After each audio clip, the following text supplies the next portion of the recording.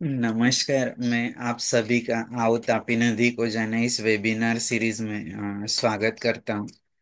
हमारा आओ तापी नदी को जाने वेबिनार कैसे शुरू हुआ इसके बारे में थोड़ी सी जानकारी देना चाहूँगा।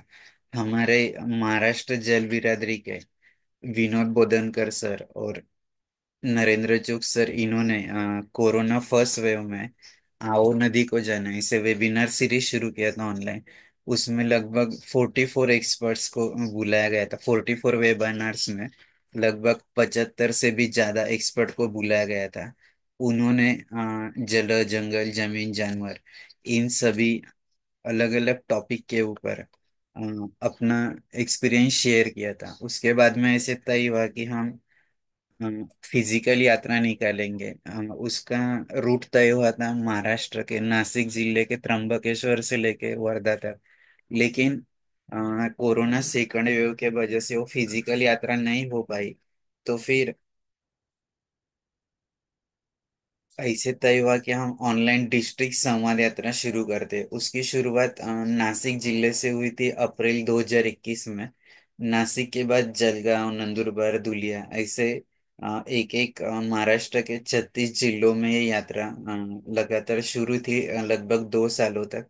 हर सैटरडे और संडे एक जिले के लिए जो भी वहाँ के महानुभाव है उनको आमंत्रित किया जाता था।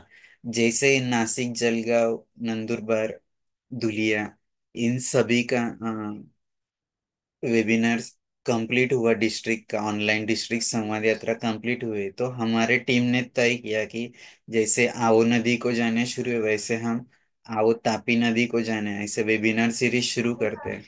तो हमारे जो भी टीम मेंबर है उन्होंने तय किया कि हम इस तरीके से आओ तापी नदी को जाने वेबिनार सीरीज शुरू करते हैं।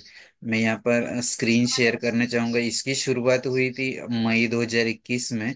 और पहला जो वेबिनार था हमारे जलगांव डिस्ट्रिक्ट के ही गाड़ेगांव करके विलेज है वहां पर, वहां से इसकी शुरुआत हुई थी। वहां का जो मॉडल विलेज बना है उन लोगों ने, वहाँ के विलेजर्स थे, यानी कि पीपल्स पार्टिसिपेशन था, एनजीओ थी, गवर्नमेंट था, इन सभी ने मिलाकर जो मॉडल बनवाया था उन इसके लिए हमने उन सभी को आमंत्रित किया।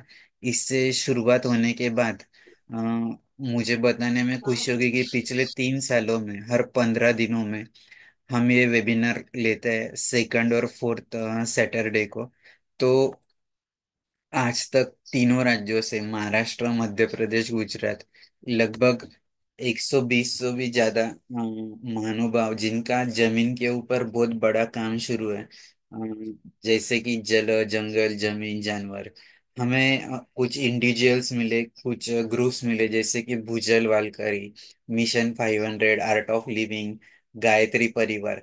इसके अलावा हमें कमल वाले बाबा मिले कि जो कमल के बारे में काम करते हैं। खेती करने वाले किसान जो अलग अलग टाइप की खेती करते हैं, ऑर्गेनिक फार्मिंग, नेचुरल फार्मिंग, योगिक फार्मिंग, मिलेट्स फार्मिंग, इसके ऊपर भी बात करने वाले महानुभाव हमसे जुड़े। और इसके अलावा जो भी अलग अलग, जैसे कि हनी बीज है, मिट्टी है, पानी है, ऐसे अलग अलग विषयों पर काम करने वाले महानुभाव यहाँ से जुड़े। कोई वेस्ट मैनेजमेंट में काम कर रहा है, ताकि जो भी हमारे तापी माँ का वादी है, रिवर बेसिन है, तो उसमें जितने भी महानुभाव जुड़े उनको उनका आइडेंटिफिकेशन होके हम उनको एक साथ कैसे काम कर सके इसकी कोशिश करते हैं। मैं ज्यादा वक्त न लेते हुए हमारे आज के वक्ता भीला पाटिल सर, इनका परिचय करने के लिए रूपाली मैम को रिक्वेस्ट करता हूँ। रूपाली जी। Yes, sir. Sir, I am audible. या हो हो येतोय. Yeah. Good evening, sir. It's my honor to introduce Mr. Bhila Patil, sir. He is distinguished social worker. Sir has made significant strides in water management, environmental conservation, and social welfare across Maharashtra. His dedication has earned him prestigious awards, including the Innovation Excellent Award 2002, G20 Journalist Award, and the Padma Shri Award in 2024. His work extends beyond Maharashtra, impacting communities nationwide and internationally. As we honor his achievement, we hope this vision inspire positive change in us all. I would like to request Mr. Bila Patil sir, please share your insight to us. Yes. Thank you, madam. So before start, I request to Mr. Vishal, please show some river origin some videos. Okay. Ginnar river. Yes sir, एक दो minute में मैं share कर।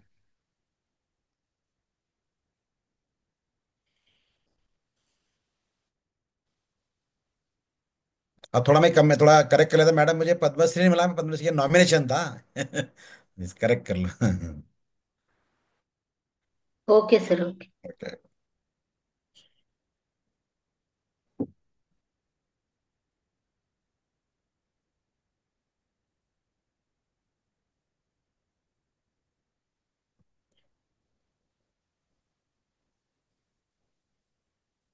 Sir एक एक photo के बारे में भी आप बात करोगे तो चलेगा, या फिर मैं सिर्फ दिखाता हूँ, आप जैसे चाहोगे। नहीं नहीं, मैं नहीं, आप तो सिर्फ वीडियो दिखा दो, मैं स्क्रीन में चालू करता ना फिर। ओके। अगर या हाँ, मैं चालू करता फिर। ओके। No issue. अब स्टॉप कर दो विशाल। हाँ, ओके। अब चालू करो स्क्रीन। चालू करो। ये वीडियो क्या? ये फोटो है फोटो। यस। हाँ, नहीं ना, वीडियो नहीं है ना। हाँ, ये तो मेरे इसमें आ जाएंगे, फिर मुझे लगा वीडियो दिखा रहे हैं, क्योंकि वीडियो इज इम्पोर्टेंट। हाँ, ये गाँव है अभी जो सिंधी दिखा रहा है। नेक्स्ट नेक्स्ट नेक्स्ट नेक्स्ट क्या, नेक्स्ट वीडियो क्या? जहाँ से ओरिजिन। हाँ, ये देखो, ये भी आपको। Yes yes. This is origin of the Girnar river area. Very beautiful.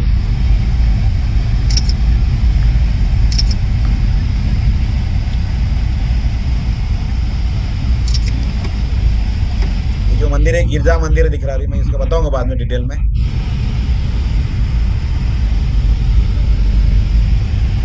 ये नदी का उगम स्थान है।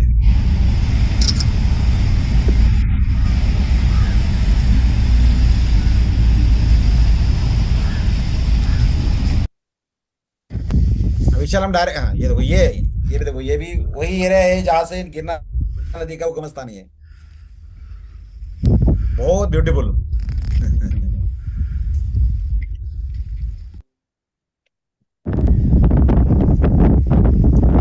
ये केम केम डोंगर है, मैं वीडियो पहले दिखा देता, बाद में फिर मैं प्रेजेंटेशन में जाऊंगा। मैं केमचा डोंगर म्हणतो। ये वांजुड पानी।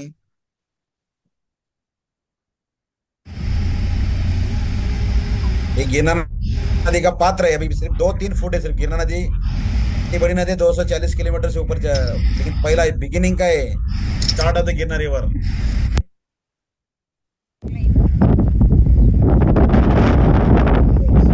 ठीक है विशाल, बंद कर दे, रिपीट। बंद कर दे, चलो ओके, मैं शेयर करता मेरा। स्टॉप कर दो आपका। मैं सभी पार्टिसिपेंट का फिर से एक बार आओ तापी नदी को जाना इस वेबिनार में स्वागत करता हूं। और आज हमारे जो वक्ता है भीला पाटिल सर, उनको रिक्वेस्ट करता हूं कि वो गिरना नदी के बारे में हमें जानकारी दे। Welcome all. नमस्कार सर्वांना, सबका स्वागत। आज संजू जी भी ज्वाइन हो गए, अंकुश राव है अपने, अ, चिंतामणि भोईबे वहां से ज्वाइन हुए, बाकी बहुत सारे मंडळी इधर ज्वाइन हो गए। मैं, निर्मल सिंह जी बिहार से है, तो आप अरे वाह हिंदी वाह। में बात कीजिए। हाँ जी जी जी, मैं ट्राई करूंगा, पूरा कोशिश करूंगा कि के लिए हमारा थोड़ा मराठी टोन हो सकता है, लेकिन मैं हिंदी, मराठी और इंग्लिश में तीनों में ट्राई करूंगा। क्या काफी मैं हिंदी में बोलने का ट्राई करूंगा। तो आज मुझे आवाज जानू नदी के जो मेन कोऑर्डिनेटर है मिस्टर विशाल, मैं उसका धन्यवाद देता हूँ कि मुझे आज इधर बोलने का एक मुझे मौका दे रहे हैं। आओ गिनाने के बारे में बात करते हैं, अर्थात गिरिजा, गिरिपर्णा, गिरना नदी की कथा। मैं आगे जाके बताऊंगा गिरिजा, गिरिपर्णा, गिरना तीनों भी एक ही नाम है नदी का। पहले कैसा नाम था, बाद में क्या हुआ, बाद में गिरना नदी कैसे आया है। तो मैं उत्तर महाराष्ट्र खानदेश विकास मंडल का सेक्रेटरी हूँ, उसको बिलोंग करता है। और मैंने ये जो भी ये प्रेजेंटेशन के अंदर जो भी मैंने इंफॉर्मेशन कलेक्ट किया है, एक तो मैं खुद जगह वो जहाँ जाके विजिट भी किया मैंने, और कुछ पब्लिक डोमेन से उठाया मैंने। ऐसा करके मैंने एक ट्राई करा। मैं एक कथा नहीं, कथा सुनाने का मतलब नदी के बारे में, मैं मैकेनिकल इंजीनियरिंग बैकग्राउंड से हूँ तो, लेकिन एक इंटरेस्ट है मुझे कि नदी के बारे में हम काम करते भी हैं, और एक मैं कथा के रूप में है ना, थोड़ा मतलब उसका पौराणिक, सांस्कृतिक और भौगोलिक, ये तीनों का मैं गिरना के बारे में बात करना चाहूंगा। जैसे कि हम लोग, हमारी गंगा माई है, यमुना माई है, नर्मदा माई है, गोदावरी माई है, तापी माई है, सबके बारे में सभी बहुत हमारा शुक्र, हमें अगर उनके नाम से भी हमारा पवित्रता निर्मल, वैसे हमें गिरना माँ भी है। तो गिरना माँ का भी मैं थोड़ा एक ट्राई करूंगा आपको, उसका उगम स्थान से लेकर संगम तक पूरा बताने का। और मैं पहले शुरू करने के, पानी के जो अलग अलग रूप है, आप, जल, नीर, उदक, वरी, तोय, सलिल, ऐसे ऐसे अलग अलग रूप में। पहले आप बोलेगा तो जो ढक से पानी आता है 150 के ऊपर डिस्टेंस के ऊपर, वो शुद्ध बारिश पानी रहता है, उसे आप बोलते हैं जल मुझे जल में घेने, ल मुझे पालन पोषण करने, इसको जल बोलते हैं। नीर, दूसरा पदार्थ जो फल में जो रहता है उसको नीर बोलते हैं। उदक, एखादे वस्तु को पर्स के तेज जो पानी आता है, तेजमय पानी, जैसे कि हम पितर को पानी देते हैं, स्नान करते हैं, सिंपल रहते हैं पानी, उसको उदक बोलते हैं। वारी, दोष दूर करने पानी, जैसे हम पानी कोई महाराज जी मंत्र लेते हैं और उसको मंत्र से भी पानी का हमें ऐसा लगता है कि हमें पानी की वजह से हमारा तबीयत अच्छी हो गई, मंत्र में इतना पावरफुल रहता है। और जो हमारा पानी पीने का पानी होता है, जिससे हमारा जो तहाने होती है, उसको हम तोय बोलते हैं। और सलील, जो नदी से प्रभावित होने वाला पानी, उसको हम सलील बोलते हैं। मैं जस्ट पानी के बारे में थोड़ा बताया कि पानी के भी अलग अलग भिन्न रूप में, पानी का जैसा ही होता है उसके मतलब उसका नाम भी चेंज होता है और उसका गुण भी वैसा चेंज होता है। तो पहले, और दूसरी बात है कि मैं जस्ट एक पानी का अलग बताऊंगा कि पानी, अगर हम बात करते हैं 50-60 साल, 100 साल पहले, हम लोग सभी लोग पानी है सिर्फ नदी में पाते थे। और वो पानी, नदी का पानी, हम लोग खुद भी पीने के लिए यूज करते थे, खेती के लिए वही पानी यूज होता था, गाय भैंस भैंस सभी के लिए वही पानी, एक ही पानी यूज होता था, इतना शुद्ध पानी रहता था। उसके बाद में हम लोगों ने यानी मनुष्य प्राणी ने कुआं बनाया, फिर वो हमने कुआं से पानी लेना चालू किया। क्योंकि जैसे पॉपुलेशन बढ़ता गया, नदी का लेवल ये करता, पानी उपलब्धता कमती होती गई, वैसे हमने कुएं की तरफ, उसके बाद में लगा शोध नल का, उसके बाद में नल का पानी से हम पीने लगे। लेटेस्ट मतलब जो 90s 2000 के जो इसमें डिकेड में होगा, उसके बाद में अभी देखो हम बॉटल में पानी पी रहे हैं। और कुछ दिन के बाद में कैप्सूल में पानी पीना पड़ेगा। आपको देख रहे हैं सब लोग कि पानी, अब लोग ओपन पानी जो रहता है, जैसे कि नदी में पानी बहता है या जो पानी पी नहीं सकते। मैं इधर एक थ्रेड दिखाने का ट्राई किया कि पहले हम कितने संपन्न थे, समृद्ध थे पानी के बारे में, लेकिन अभी धीरे धीरे हम लोग पूरा नीचे ग्राफ जा रहा है। एक दिन आएगा कि पानी नहीं मिलेगा। और जो पानी का जो डिमांड और सप्लाई 2008 में हमारा बराबर था, मतलब जितना पानी था उतना हमें उसका डिमांड भी था, सप्लाई सेम था। लेकिन ये देखो, एक ग्राफ जो दिखा रहा है मैं राइट साइड में, वो ग्राफ में दिखा रहा है कि भाई 2030 तक आपको पानी की जितनी समस्या आ जाएगी, हमारा डिमांड से डबल का, ये मतलब सप्लाई से डबल का डिमांड बढ़ जाएगा। तो हम क्या करेंगे? क्योंकि आपको पता है कि पृथ्वी, आप देखते जब ग्राफ, तो पूरा 97% पूरा पानी का भरा है, उसमें सिर्फ हमें, और उसमें सिर्फ 3% ही अच्छा वाटर है, और उसमें भी पीने का पानी बहुत कम है। मतलब कोई उसमें बर्फ का पानी है तो छोटा मात्रा में हमारे पास पानी अवेलेबल है। मैं ये क्यों बोलना चाहता था, इतने देखो हम पानी के ऊपर, हम सब लोग पानी पर काम करें, तो पानी का ग्राफ और पानी की स्थिति पहले क्या थी, आज क्या है, और आगे जाके क्या होने वाला है, हमें वो भी समझना है। इसलिए मैं एक छोटा सा प्रयास करा है, मैंने एक ग्राफ निकाला है कि भाई इसे हम समझा सके, बोलने से समझा सके। उसके बाद में अभी सिर्फ मैं भारत का जो टोटल, जो ये वाटर इरिगेशन लैंड, वो दिखाना चाहता है इसमें। सभी स्टेट में अलग अलग परसेंटेज में इरिगेटेड लैंड है, मतलब, और सबसे कम है महाराष्ट्र के अंदर है, और गुजरात है, बाद में राजस्थान है, एमपी, छत्तीसगढ़ है, पंजाब है, हरियाणा में कुछ 98, पंजाब में 98% है, 89% हरियाणा में, गोवा में 24% है, तेलंगाना में 24% है, लेकिन सबसे 18% हमारा महाराष्ट्र में हो। मैं ये क्यों बोलना चाहता कि मुझे एक स्टडी के लिए कि पानी का हमारे कितना इंपॉर्टेंस है, इरिगेशन अगर पानी क्यों नहीं हो रहा है, और सिर्फ दिखता है, लेकिन पानी से हम इरिगेशन नहीं, मतलब खेती नहीं कर पाते। क्योंकि अगर देखिएगा हमारा जो पॉपुलेशन है 60% आज भी खेती पर डिपेंड है। और अगर पानी रहेगा तो हम खेती कैसे, हमारा जो जीडीपी है इवन हमारा भारत का, वो भी खेती के ऊपर बहुत सारा डिपेंड करता है। और मैं सद्य स्थिति देखो ये इतना है हमारा महाराष्ट्र का, मतलब जो डिवीजन है कोकण, पुणे, अमरावती, नागपुर, औरंगाबाद, नासिक, तो टोटल परसेंटेज निकाला मैं, उससे मैंने बोले था कि 18% सिर्फ हमारा नासिक विभाग, मतलब महाराष्ट्र, उत्तर महाराष्ट्र की मैं बात करता है उसके लिए।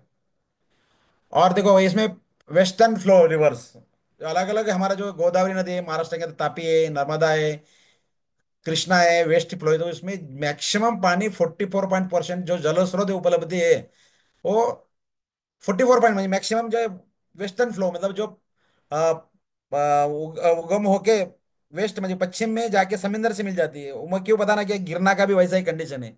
गिरना का हमारा ईस्टर्न फ्लो है, लेकिन वो उसका उगम पश्चिम वेस्टर्न घाट से है, तो वो पानी हमें मिलता नहीं ज्यादा गिरना नदी से भी। ये पूरा मैं एक महाराष्ट्र का पूरा जो दिखा मैंने डिवीजन डिवीजन का एक ग्राफ देखा है इधर। बाद में नदी तापी खोरे में गिरना तापी का उपनदी है। अरे तापी का पूरा खोरा मतलब कंप्लीट बेसिन के बाद दिखा रहा मैं इधर।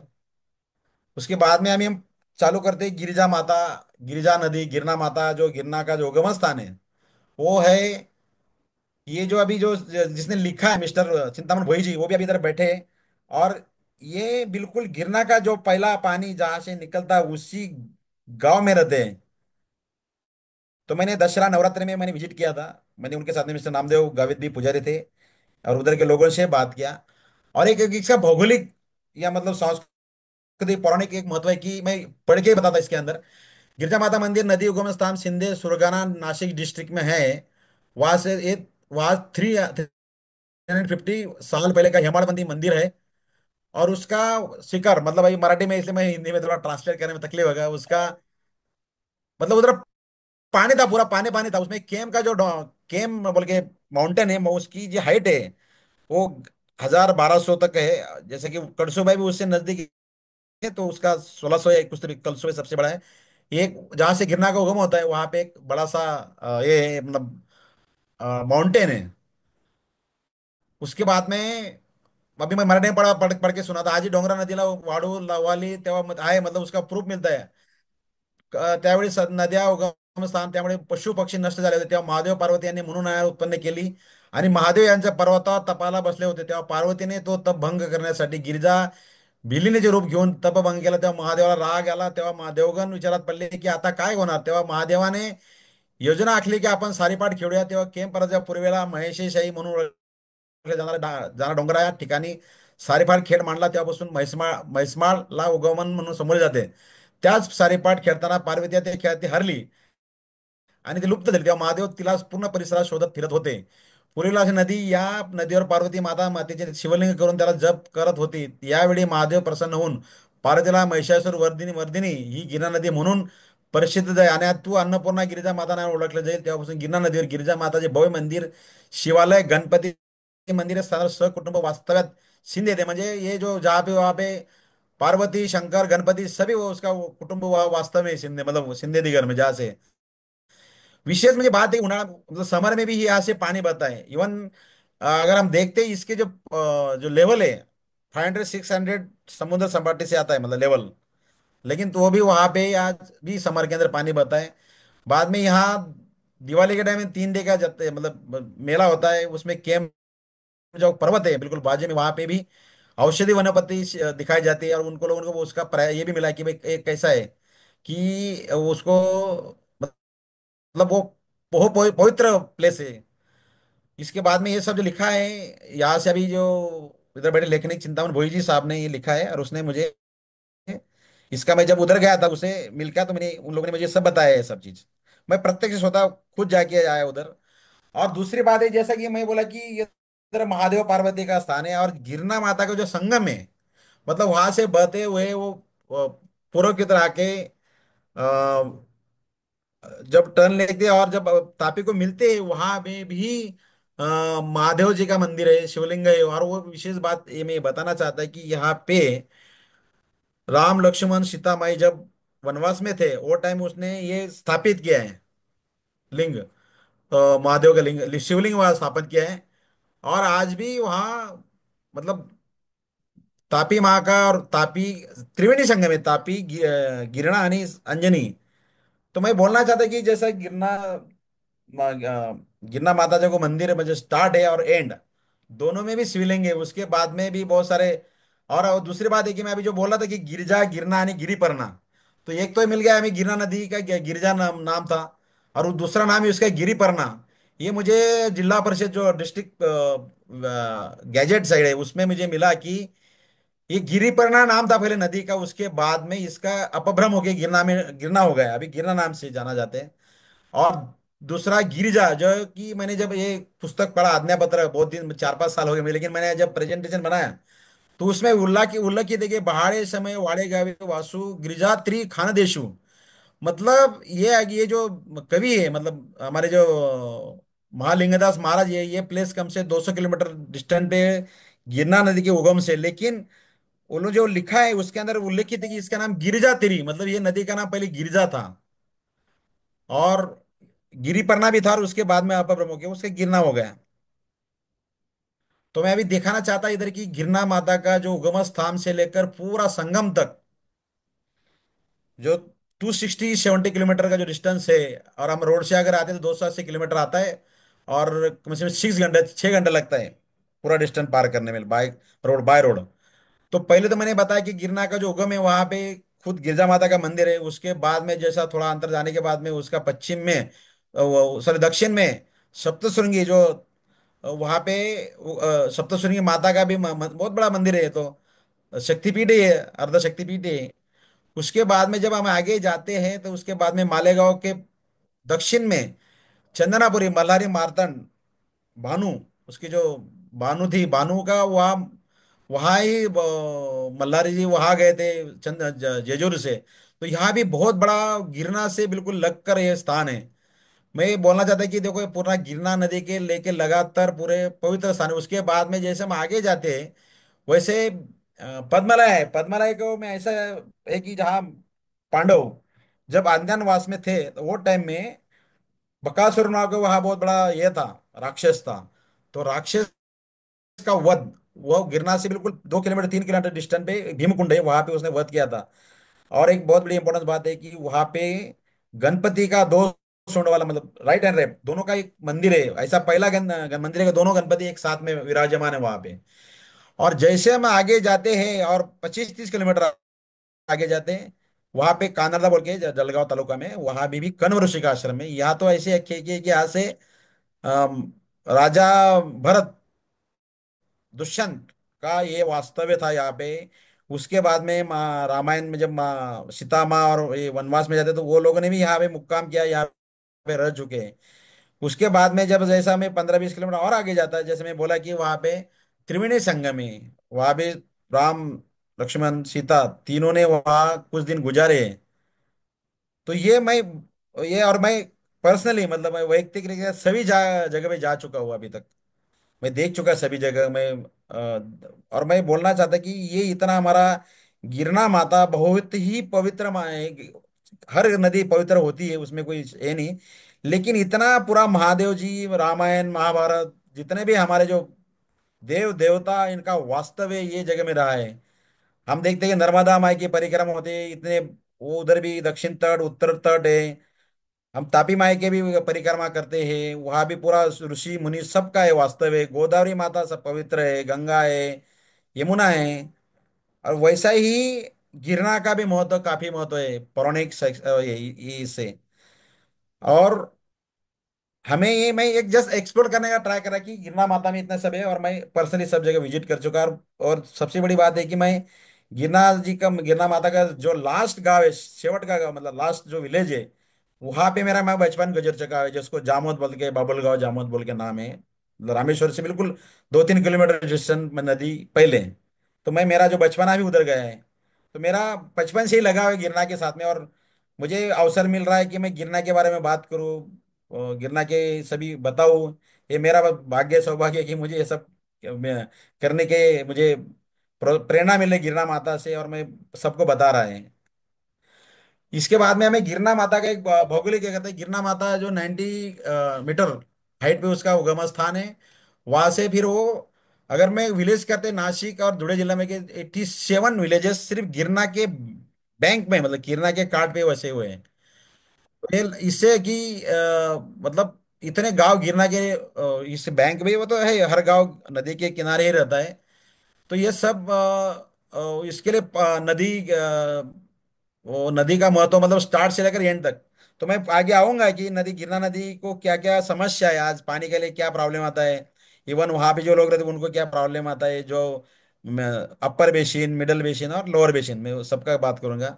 और देखो ये एकदम सुंदर एरिया, अभी मैं जहाँ पे बात करा था संगम से उगम, ये केम का डोंगर है, हमने वीडियो में सर देखा। अगर आपको हिंदी में प्रॉब्लम होगा तो मराठी में बात कीजिए। हाँ। हाँ। कारण की तो लिखा हुआ और मैंने थोड़ा मुश्किल हो जाता है बोलना, तर सॉरी, नो प्रॉब्लेम। हा असं आहे की जिथे गिरणेचा उगम होतो तिथले बघा हे एवढी सुंदर जागा आहे। मी दिवाळीच्या म्हणजे नवरात्रीच्या पहिल्या दिवशी तिथे गेलो होतो यावर्षी, आणि मी बघितलं, कारण की मला फक्त गिरणा, मला मी गिरणाचा काही आपल्याला माहिती होतं, आपण गिरणाच्या उगमस्थानात गेलो नव्हतो, पण एक एक आशा आपली श्रद्धा आहे बघून मी नवरात्रीच्या पहिल्या दिवशीच गेलो तिथे। किती सुंदर एरिया आहे अगदी, म्हणजे हा केमचा डोंगर, माझे आम्ही लेफ्टला बघतोय, हा केमचा डोंगर इथे, इथे केम माता आहे, इथे नारपारचं खोरं आहे, जे नारपार म्हणतो आपण सर, नारपार गिरणा जोड, जसं मागे दूरपर्यंत जर 85-80 किलोमीटर म्हणजे अगदी समुद्रापर्यंत हा पूर्ण खोरे आहे। आणि बाजूलाच वांजूड, वांजूड पाणी म्हणतो आपण याला, इथे सुद्धा मोठं धरण, म्हणजे पाणी जे पडतं। पण याच्यात असं आहे की बघा, याच्यात म्हणजे मी याच्या ग्राफमध्ये कसं गिरणा मातेचं मंदिर उंचावर आहे, पण तिथून तर अर्धा किलोमीटर अंतरावर खोर आहे, म्हणजे 500 मीटर खाली खोर आहे। आणि हा जो केमचा डोंगर हा जवळ एक एक एक म्हणजे 100,000 मीटर आहे। म्हणजे हे दाखवायच्यात, म्हणजे जो पाऊस पडतो, संपूर्ण पाऊस या भागात जो पडतो, त्या भागात मागच्या बाजूला म्हणजे गिरणेच्या उगमाच्या अगोदर तो पाणी गिरणेला त्याचा काही हे होत नाही, आणि तो पाणी डायरेक्ट तिकडे होऊन समुद्रात जातो, म्हणजे एवढा पाऊस पडतो की त्याचं मी पुढे आता बघा, हे नदीचं मी पुढे काही चित्रण केलेलं आहे। नदी अगदी म्हणजे तिथे हे बघा एवढंसं छोटासा प्रवाह आहे, 2 फूट पण नाही तिथे प्रवाह नदीचा। आणि ते एंडला जवळजवळ म्हणजे शेवटच्या ज्या टोकाला जर बघितलं प्रवाह नदीचा, जवळजवळ 200 ते 300 मीटर आहे प्रवाह, होणार आहे, कारण की नदी पहिले सुरुवातीला राहणारच असते। म्हणजे नदीचं बालपण इथे आहे, नदीचं बालपण म्हणजे खास मला एक बघण्याची संधी भेटली। आणि मी तिथे मंदिरात गेलो तिथे, आणि दुसरी गोष्ट की देवीच्या डाव्या अंगठ्यातनं पाणी तिथे निघतं, ते पिंड, आपल्या जे महादेवची पिंड आहे तिथून एक जाऊन ते गोमुखा वार्गे एका कुंडात जातं, त्या कुंड्यानं दुसऱ्या कुंड्यात जातं, आणि दुसऱ्या कुंड्यातून तिसऱ्या कुंड्यात जाऊन नंतर प्रवाहित होतं। म्हणजे एवढं त्याला पवित्र खूप आहे मोठं त्याचं। आता ठीक आहे, त्याचं सिमेंटचं थोडं काम झाल्यामुळे तिथे काय डायरेक्ट आपल्याला दिसत नाही, पण ते माझे नामदेव भाऊ जे गाव तिथे पुजारी होते, त्यांनी सर्व मला माहिती सांगितली। इथे खूप मोठी यात्रा भरते, नवरात्राचा होतच। आणि बघा हे संभाने बघा खूप सुंदर एरिया। आणि बघा तिथे स्ट्रॉबेरीची शेती करतात शेतकरी, म्हणजे हा गिरणाचा जो सिंधेदिगर आहे, सिंधेदिगर गावापासूनच फोटा जवळजवळ। आणि मधला जो फोटो आहे बॉटम मधला, हा इथून बघितलं तर गिरणा आहे, माताचं मंदिर दिसतंय, हा केमचा डोंगर आहे। सुंदर एरिया, खूप सुंदर एरिया। आता मी थोडस गिरण्याचा म्हणजे भौगोलिक म्हणजे अप्पर बेसिन बद्दल बोलेल। अप्पर बेसिनला ज्या नद्या आहेत, म्हणजे त्यात ते मी त्याच्याबद्दल बोललो। अप्पर बेसिनला चनकापूर धरण आहे थोड्या अंतरावर, नंतर पुन्हा डॅम आहे, नंतर पुन्हा रिव्हर असते त्याला येऊन भेटते, नंतर आम रिव्हर भेटते, मौसम रिव्हर भेटते, नंतर पुढे गिरणा डॅम आहे असा, आणि पांजन रिव्हर पण त्याला भेटते, म्हणजे या त्याच्या उपनद्या आहे, गिरणाच्या उपनद्याबद्दल बोलतोय। नंतर लोअर लोअर लेशन मध्ये त्याला मन्याड नदी भेटते, नंतर तितूर नदी भेटते, नंतर डोंगरी नदी भेटते, नंतर बेलंगंगा भेटते, नंतर हिवरा भेटते, बहुळा भेटते, नंतर कुरकुर नाला भेटतो, नंतर झिरी भेटते, नंतर अंजनी भेटते। म्हणजे ह्या नद्यांच्या उपनद्या आहेत सर्व। पण याच्यात असं म्हणजे आहे की एवढं तिथं उगमस्थान एवढं सुंदर एरियामध्ये तिथे एवढा खूप पाऊस पडतो। हे लोअर बेसिन आहे। लोअर बेसिन मध्ये बी वेगळे म्हणजे स्लोप बी दाखवण्याचा प्रयत्न केलेला आहे ते। नंतर आता माझं इथे सांगायचं तात्पर्य असं आहे की गिनाण्याच्या उगमस्थान आपण बघितलं की त्याचं किती तिथे म्हणजे अगदी मला वाटतं सुरगाणामध्ये 1400-1500च्या वर पाणी होत असेल, परंतु त्या पाण्याचा अं, पाणी सर्व वाहून समुद्रात चाललं जातं। आणि आम्हाला जसं माहितीनुसार असं आहे की गिरणा नदीला आता जवळजवळ धरण बांधून, गिरणा धरण बांधून जवळजवळ 40 ते 50 वर्ष होऊन गेला, आतापर्यंत 10 ते 11 वेळेस हे धरण भरलेलं आहे। मग माझं एक एक्सप्लोजर करायचं हे म्हणतं की बाबा इथे एवढ्या नद्या येऊन भेटतात, पण हे जे गिरनार धरण, मिडलला गिरनार धरण हे अगदी खूप शेवटी, म्हणजे पावसाळा संपतो संपतो किंवा कधी कधी भरत सुद्धा नाही। तर म्हणजे जे पाणी तिकडे पश्चिम दिशेला वाहून जातं त्याचं ऑलरेडी गव्हर्नमेंटने सुद्धा आता एक जसं आपण बाकी नदीजोड म्हणतो तसा एक प्रोजेक्ट केलेला आहे. मी तिथे बंद होतो परत. हा आणि मग असं आहे की आता हा एक प्रोजेक्ट आहे अजून मी म्हटलं की ते तिकडे पाऊस एवढा पडतो पण पाऊस एकच डॅम आहे नदीवर आता मोठा गिरणा धरण नंतर मग अजून सुद्धा एक बलून बंधारे म्हणून या नदीवर एक हे आहेत म्हणजे प्रस्थापित आहेत. मध्ये रबराचे बंधारे कारण की पक्के बंधारे बांधायला लगेच सरकार तयार होत नाही किंवा त्यांच्याकडे पैशाचा फंडिंग असतो जो 7 बंधाऱ्यांची अप्पल अप्पल गिरणासाठी म्हणतो मी याच्यामध्ये. हे असं त्याचं टोटल एकंदरीत रबर डॅमचे सुद्धा प्रोविजन तिथे आहे. आम्ही म्हटलं होतं की बघा इथे मालेगाव इथे सुरगाणा सर्वात जास्त म्हणजे इथे जो 1000 मिलीमीटर पाऊस पडतो.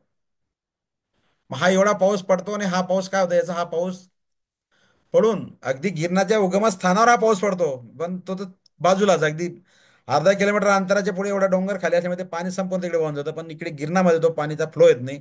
त्यामुळे गिरणा जो आहे तो गिरणीला पूर खूप क्वचित येतात. आणि आमचा जो भाग इकडचा हा खूप ड्राय झोन सारखा एक मी म्हणतो की ड्राय झोनच आहे एक प्रकारे. आता तरी ठीक आहे सरकारने याला एक नारपारला एक नदीजोड प्रकल्पाला एक मंजुरी दिलेली आहे. तो लवकर हो असं मी देवीच्या चरणी प्रार्थना करेल. आणि त्याचा GR सुद्धा मी इथे लावलेला आहे. हे सर्व प्रकल्पाचे चित्र आहेत. आता नदीजोड बरेच जण म्हणतात की नदीजोड केल्यामुळे परत त्याचे फायदे पण आणि तोटे पण आहेत. तर नदीजोडचे फायदे आहेत तेवढेच तोटे पण आहेत खरं आहे पण मग असं कसं आहे की फायद्यांपेक्षा तोट्याकडे बघायला गेलं तर फायदे पण तेवढे जास्त असतात. म्हणून पाणी जर ते अडवलं गेलं आणि ते आमच्या जसं आता MP मध्ये सुद्धा आता केन बेटवा झालंय. विदर्भात सुद्धा आता मोठं वैनगंगाचं प्रोजेक्ट चालू आहे तसाच प्रोजेक्ट गिरणेवर करून कारण गिरणा ही खूप मोठी नदी पवित्र नदी आहे आणि तिचं पाणी वर्षभर राहायला पाहिजे नदीमध्ये. हे सर्वांचंच काम आहे. पण एक एक सांगण्याचं तात्पर्य की नदीला उन्हाळ्यात पाणी नसतं आणि त्यामुळे ठराविक काळच पाणी वाहत राहतं. पाटाला पाणी नसतात.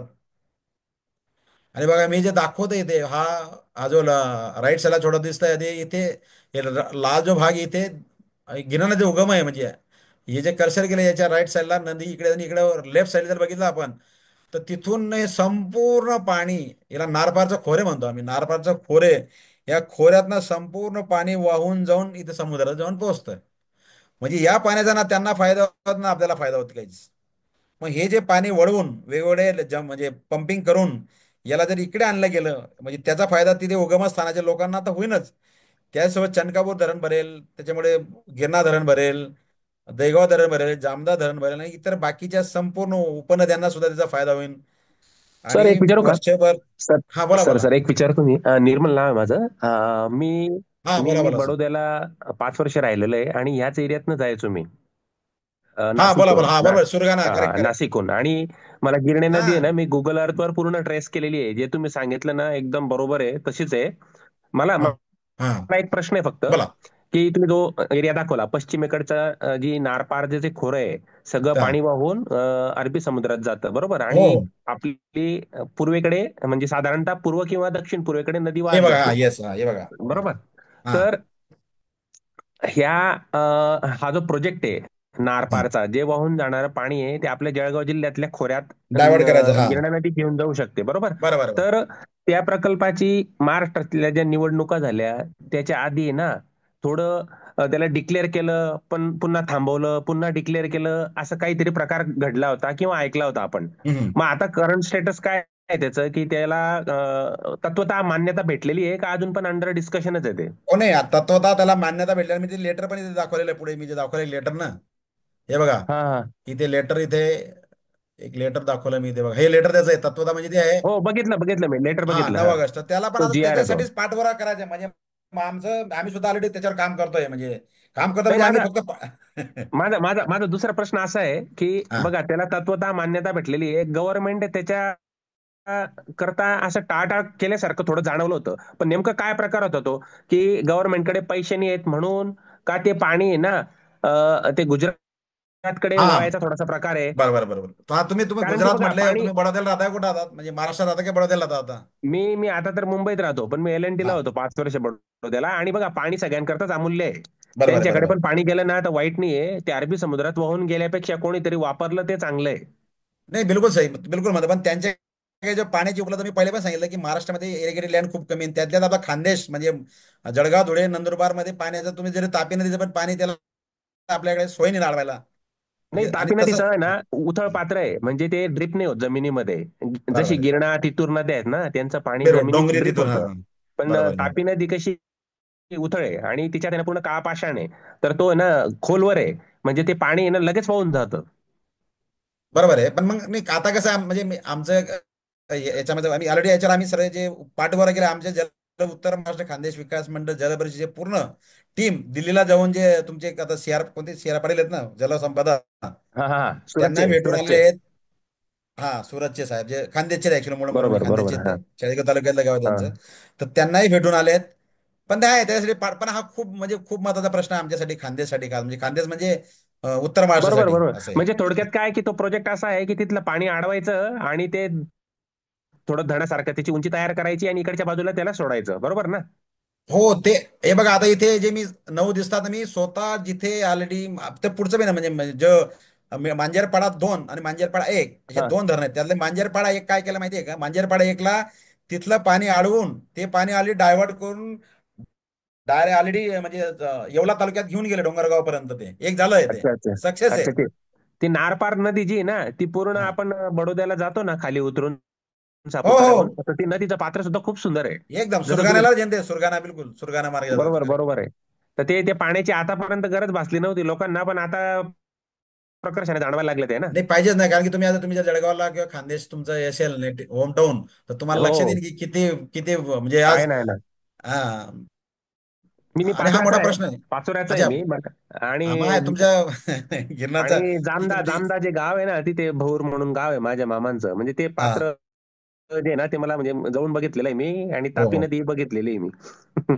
येस येस, नाही आमचं सांगा हे ह्या या प्रोग्रामचा उद्देश कसा असतो. आता तुम्ही जे तुम्हाला माहिती आहे प्रश्न आणि आणि तुम्ही म्हणा तत्वता मान्यता बने त्याच्यावर पाठोपुरावा पण चालू आहे. मी स्वतः मंत्रालयात जाऊन आलेलो आहे स्वतः मी सुद्धा बरं का. नाही म्हणजे फक्त फक्त पैशांची उपलब्धता एवढाच विषय बाकी असेल ना तर ते चांगलं आहे. पण आहे ना त्याच्यात जर क्लिअरिटीज नसेल अजून पण की काय होतंय काहीतरी म्हणजे डिप्लोमॅटिक फक्त इलेक्शनच्या आधी हो म्हणालेले आणि पुढे माहिती नाही काय, असं नसलं पाहिजे बुवा.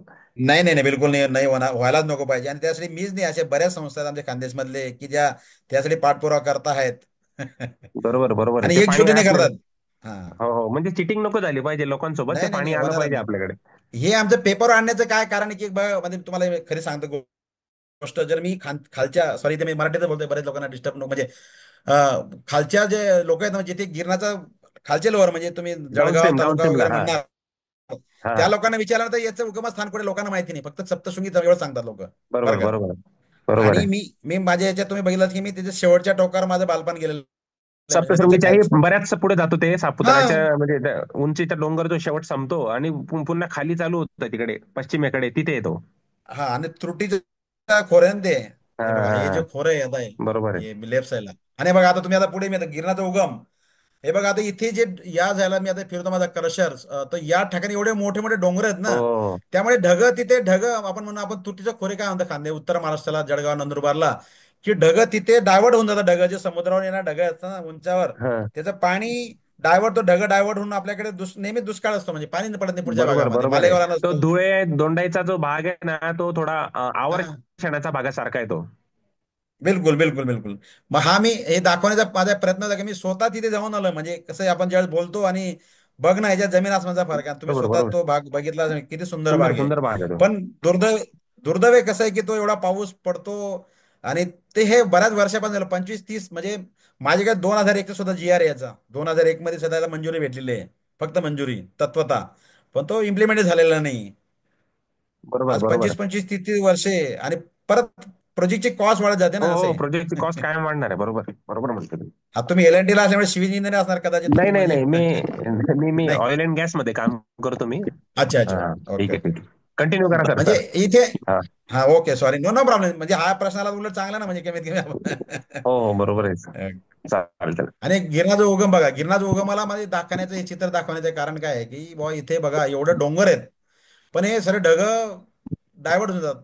म्हणजे आणि मग ते पाणी इकडे येतं नाही आपल्याकडे. हो आणि हो. पाणी किंवा आता मग शेवटी मन म्हणजे जसं वातावरण बदलत येतं, कधी येतं नाही येतं, असं होऊन जातं पावसाचं पाणी.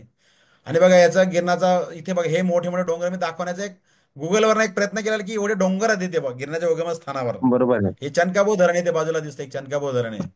आणि हे चनकाबो धरण बघा हे जर पाणी डायव्हर्ट केलं तुम्ही म्हणता ना हे जर पाणी डायव्हर्ट केलं तर जुलै जून मध्ये जे चनकापूर धरण भरून जाईल.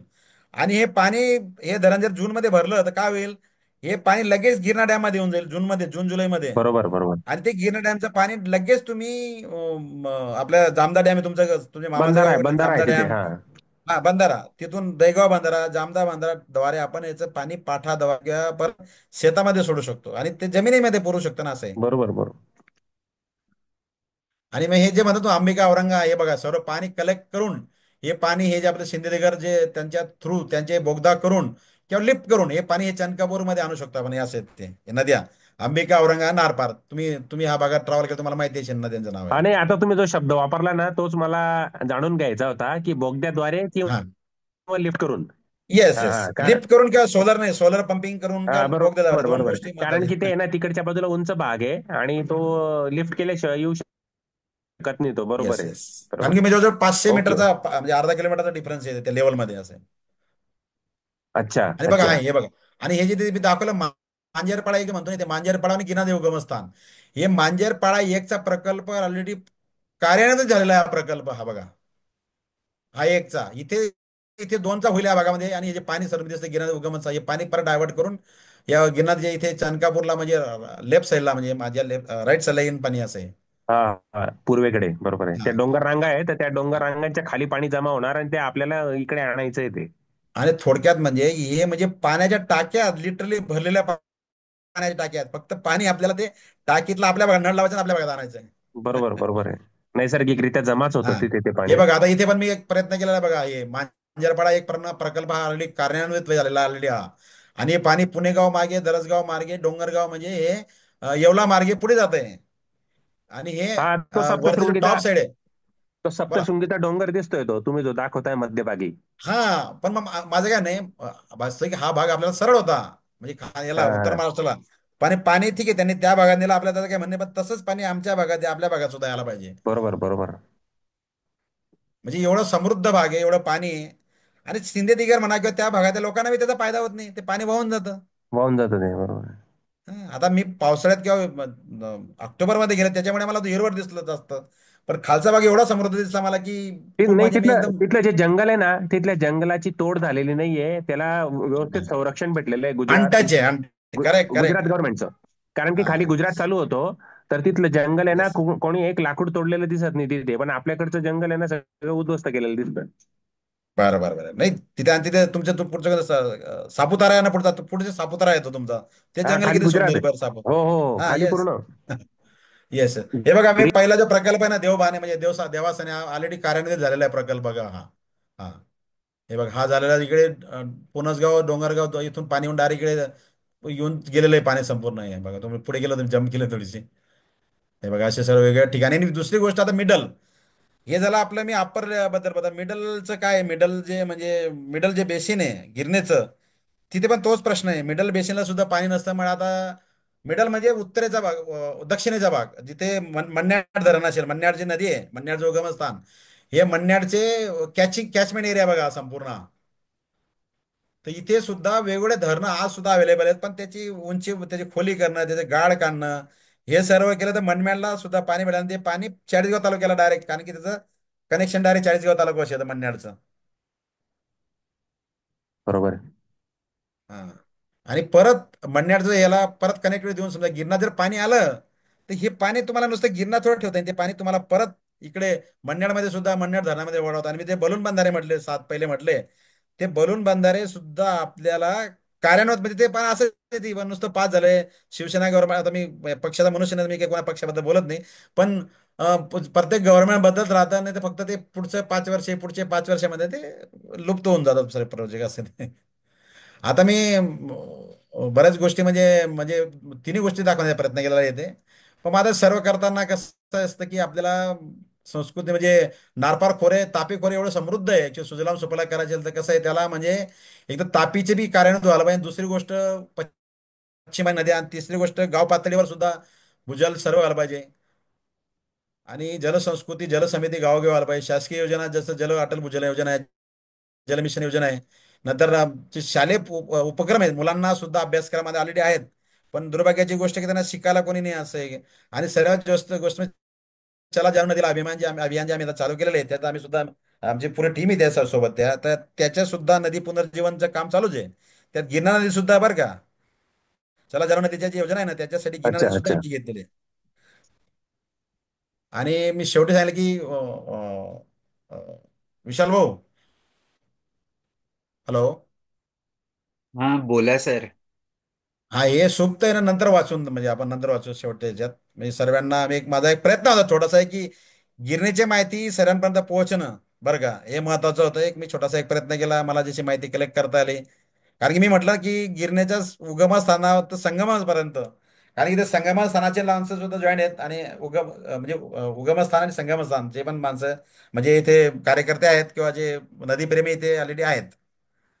कारण की खालच्या लोकांना बरायला होतं गिरणा ते कुठून येते काय ते आम्हाला आमचं फक्त आमचं आमचं गाव पाणी पाहिजे फक्त. पण मग पाणी तुम्हाला साठी पूर्ण खूप मेहनत करावी लागेल त्यासाठी, म्हणजे नारपार डायव्हर्शन करावं लागेल. आणि हे लोकांपर्यंत पोहोचायला पाहिजे. गिरण्याचं महत्व असेल, मी तर सांस्कृतिक पौराणिक महत्व बी तेवढंच आहे गिरण्याचं, म्हणून मी संपूर्ण गिरण्याचं आणि मी सर्व ठिकाणी जाऊन आलेलो आहे. विशेष गोष्ट म्हणजे असे मला माझं सौभाग्य भाग्य म्हणा की मला चान्स भेटला जाण्याचं.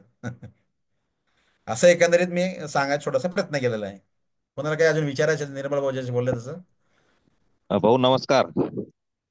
नमस्कार नमस्कार, मिलिंद भाऊ हा, बोलताय का? Okay okay. तुम्ही खूप छान नमस्कार, राम माहिती राम. सांगितली. राम राम. तुम्ही खूप छान माहिती सांगितली सगळी. पण काय आहे, आपल्याकडे जसं पश्चिम सांगा. महाराष्ट्रातले जे पुढारी आहे, ते जातीनं लक्ष देऊन हा. काम करतात, तशी मानसिकता आपल्याकडच्या पुढाऱ्यांना नाहीये. जोही बिलकुल कोणी का ना, त्याच्यामुळे आपण इतक्या मागे आहे अजून. काय नाही, एक फक्त किरकोळ काम आहे त्यांना बोगदा करणे, हे म्हणजे त्यांच्यासाठी काही विशेष नाहीये. तुम्ही 25 वर्षापासून प्रस्ताव दिलेला आजच्या बोलण्यात लक्षात आलं, त्याला सुद्धा त्यांनी फक्त तत्वतः मान्यता दिली. आणि बिलकुल बिलकुल. जर तीच जर मान्यता त्यांनी त्याच वेळेस जर काम करून घेतलं असतं, जसं छगन भुजबळने त्याच्याकडे पाणी वाहून नेलं, हा, मी ते बोलायचा प्रयत्न केला पण मी बोललो हक्काचं नाही मी. हक्काचं तुम्ही नाही बोलू शकत, मी बोलू शकतो. हक्काचं पाणी आपलं जे वाहून नेलं, आपल्याकडचे लोक सुद्धा त्याच मानसिकतेचे मतदान आलं का पैसे घेऊन घेणे आणि त्यांच्या मागे फिरणे, त्यांनाही काही घेणं देणं नाही, त्यांच्या पुढच्या पिढींचंही काही घेणं देणं नाही. जे आपल्यासारखे ज्या लोकांची कळकळ आहे, हा, ती लोकांना आपण समजून सांगतो ती. बरोबर बरोबर. पण ते काही ना काही त्याला काहीतरी फळ मिळतंय आपल्याला, काहीतरी आता चांगले लोक आपल्याकडे जमा होत आहेत, येत आहेत, त्यांना महत्व हा, कळायला आणि लागलं. उद्या आणि होईलच. हा. आज आणि असंच जर आपण काय केलं, आपण मागे ठरवलं होतं की आपण प्रत्येक गावात जाऊन आपण ती यात्रा करायची, तर हा, तो संकल्प मला तरी वाटतो की या शिवजयंतीला तुम्ही बर. पूर्ण करा आणि सुरुवात करू आपण ती. चालेल चालेल. आणि त्याच्यासाठी मी तुम्हाला आज निमंत्रण देतोय, की आम्ही जे शिवजयंती मिशन हा हा 500 हा, कोटी माहिती मार्फत आहे ना. येस करतो, येस. तर त्यासाठी आज जेवढे जमलेले आहात सगळे आपले जलमित्र, त्यांना सर्वांना आजचं आमंत्रण देतो मी 16 तारखेला की आहे. 23 नाही, हा आमचं 16 तारखेला याचा कार्यक्रम आहे, म्हणजे हा हा जंगल हा मिशन. हा, ओके ओके ओके. जंगलामध्ये लोकांना घेऊन जायचं, त्यांना तिथं माहिती द्यायची. बरोबर. आणि 23 तारखेला रविवारी ज्या शेतकऱ्यांनी काम केलेलं आहे त्यांचा सत्कार असतो सकाळी 9 वाजता. अच्छा अच्छा. तर त्यासाठी मी तुम्हाला आमंत्रण देतो सर्वांना. बरोबर, धन्यवाद. नाही मला निंबाळकर साहेब पण बोलले होते मला. हो हो हो, झाला तो आमचा विषय. आणि आज जेवढे असतील तेवढे सर्वांनाही मिशन मार्फत मी सर्वांना आजचं धन्यवाद. आग्रहाचं आमंत्रण देतो, या तुम्ही येस आमच्या येस मिशनचा येस. कार्यक्रम बघा आणि त्या पद्धतीने आपण हा संकल्प पुढे घेऊ. एवढंच धन्यवाद माझ्याकडून धन्यवाद बोलतो. सर. पाटील साहेबांनी अ, गिरणाबद्दल जी माहिती दिली, खरंच ते उत्तर महाराष्ट्राच्या संदर्भात खरंच म्हणजे नवीन जीवन देणारी गिरणा तयार करायचंय. आणि बरोबर बरोबर सर. नारपार हा जो उपक्रम आहे, जसं मिलिंद दादानी सांगितलं, खरोखर आपल्या उत्तर महाराष्ट्रातले पुढारी निर्दय आहेत किंवा निर्दयी म्हणायला काही हरकत नाही. आणि त्याच्यापेक्षा जनताही निर्दयी आहे. आणि तुमचे आपल्यासारखे आता मिलिंद दादांचं पाच पाटील यांचं जर काम बघितलं, खरोखरच उज्ज्वल कुमार चव्हाण साहेबांच्या मार्गदर्शनाखाली, कारण मी स्वतः त्यांचं अनुभवलंय. मी जरी मुंबई उपनगरात राहतो असेल तरी त्यांनी माझ्या गावाला, मी नुसते फोना पाणी केल्यानंतर माझ्या गावात 200 तास त्यांनी पाणी अडवण्यासाठी मशीन उपलब्ध केलं. पण गावकऱ्यांनी स्वतः त्या कामाचं महत्व न दिल्यामुळे एक 10 तास चालवलं. आणि छोटे छोटे उपक्रम आहेत, पण खूप नद्यांना म्हणा किंवा आपल्या उत्तर महाराष्ट्राला जिवंत करणारे आहेत. जसं निर्मल भाऊंनी पण जसं म्हटलं की पश्चिम महाराष्ट्रामधले पुढारी खरोखर, कारण मी सोलापूरमध्ये होतो 1 वर्ष, एका आमदाराने मंत्रीपद नाकारलं आणि उजनी धरणामधून 28 किलोमीटर अंडरग्राऊंड बॅकवॉटर करून त्याच्या मतदारसंघात पाणी घेऊन गेलं. वा वा. आमदार साहेब आपल्या शिंदे म्हणून 28 आहेत, कारण किलोमीटर मी पण घ्या, सोलापूर, 10-12 किलोमीटरच बोगदा आपला फक्त इथे होणार आहे फक्त बस. आपला फक्त 12 किलोमीटरचा आहे. आपल्या 12 पिढ्या संपत आल्या तरी ते काम होत नाही. समृद्धी त्याला महामार्ग जबाबदार एवढा फक्त आपलं. किती किलोमीटरचा होतोय? 472 किलोमीटरचा वैनगंगा तळगंगा नळगंगा प्रोजेक्ट ऑलरेडी मान्यता झाली आणि त्यांना 80,000 कोटी, काही 80,000 कोटी, 8,000 किती कोटी त्यांना मंजूर पण झालाय. 80,000 कोटी काहीतरी मोठा प्रोजेक्ट आहे. हो, नाही नाही, म्हणजे आपल्याला कुठला पक्षपात नाही नाही करायचा पक्षपात आहे. नाही. आम्हाला ते पाणी, आम्हाला जे हक्काचं पाणी आहे 10-20%, ते जरी तेवढं मिळालं तर उत्तर महाराष्ट्रामध्ये, म्हणजे नाशिक आहे, नाशिकमध्ये मालेगावचे साळुंके साहेब असतील, के आर बाबूल, आपल्या उत्तर महाराष्ट्र जल परिषद असेल, तर आपल्याला पोटतिडकीने खरोखरचं काम चालू आहे. कारण ते साळुंके सर आहेत, मध्ये त्यांनी माझा त्यांचा कॉन्टॅक्ट झाला होता, तर भिसे साहेबांचं, हम्म, दादा भिसेंचं हम्म, खूप प्रयत्न चालू होता बुवा. मी पुढाऱ्यांचं नाव घेतली, पण जी आपल्यापर्यंत माहिती येते, आपल्याला सर्व पुढारी सारखे आहेत.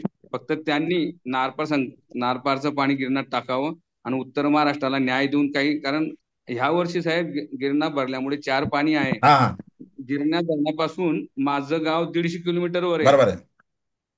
तर त्या 150 किलो म्हणजे चांदणीपुरे, टाकरखेडा, आमच्या गावाचे लोक काही त्याचा लाभ घेत नाही, पण टाकरखेड्याचे लोक लाभ घेतल्यामुळे त्यांना म्हणजे तिसरं उत्पन्न हे अतिशय चांगल्या पद्धतीने आल्यामुळे, म्हणजे त्यांची रोजगार, परत चारा पाणी, पर्क्युलेशन नद्यांचं इतकं होऊन जात आहे, तर हिरवगार दिसते सर्व.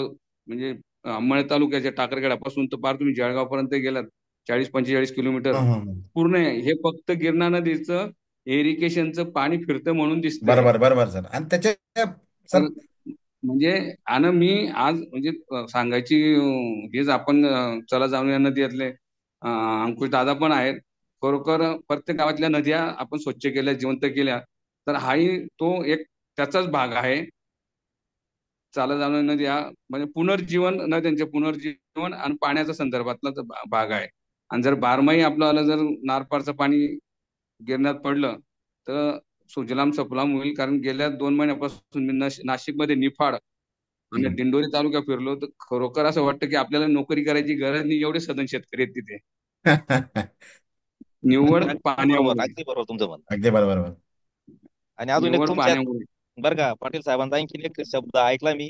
हा आपल्याकडे नारपारचं 90 टीएमसी पाणी पडतं आणि आपल्याला फक्त 9 टीएमसी ची तत्वता मान्यता आहे. हा बरोबर आहे का बरोबर. पाटील साहेब? आणि हा नऊ बरोबर आहे टीएमसी मध्ये बरोबर. काही होणार नाही. 9 टीएमसी मध्ये सा- गिरणा डॅम पर्यंतही पाणी येणार. तर साहेब आपल्याला आज मी कमीत कमी तीस साहेब मी ज्या टीएमसी पाणी भागात उभा पाहिजे. आहे ना सर, या फोटो दिसतो हो ना, हा भाग जर जिथे उभा आहे, हा असं वाटतो की म्हणजे अक्षय माणूस तिथे हलावंसं नाही वाटत, एवढा सुंदर भाग आहे, खालचा भाग बरं का. जिथे हो. पाऊस पडतो एवढा धो धो धो धो पाऊस पडतो त्या भागात.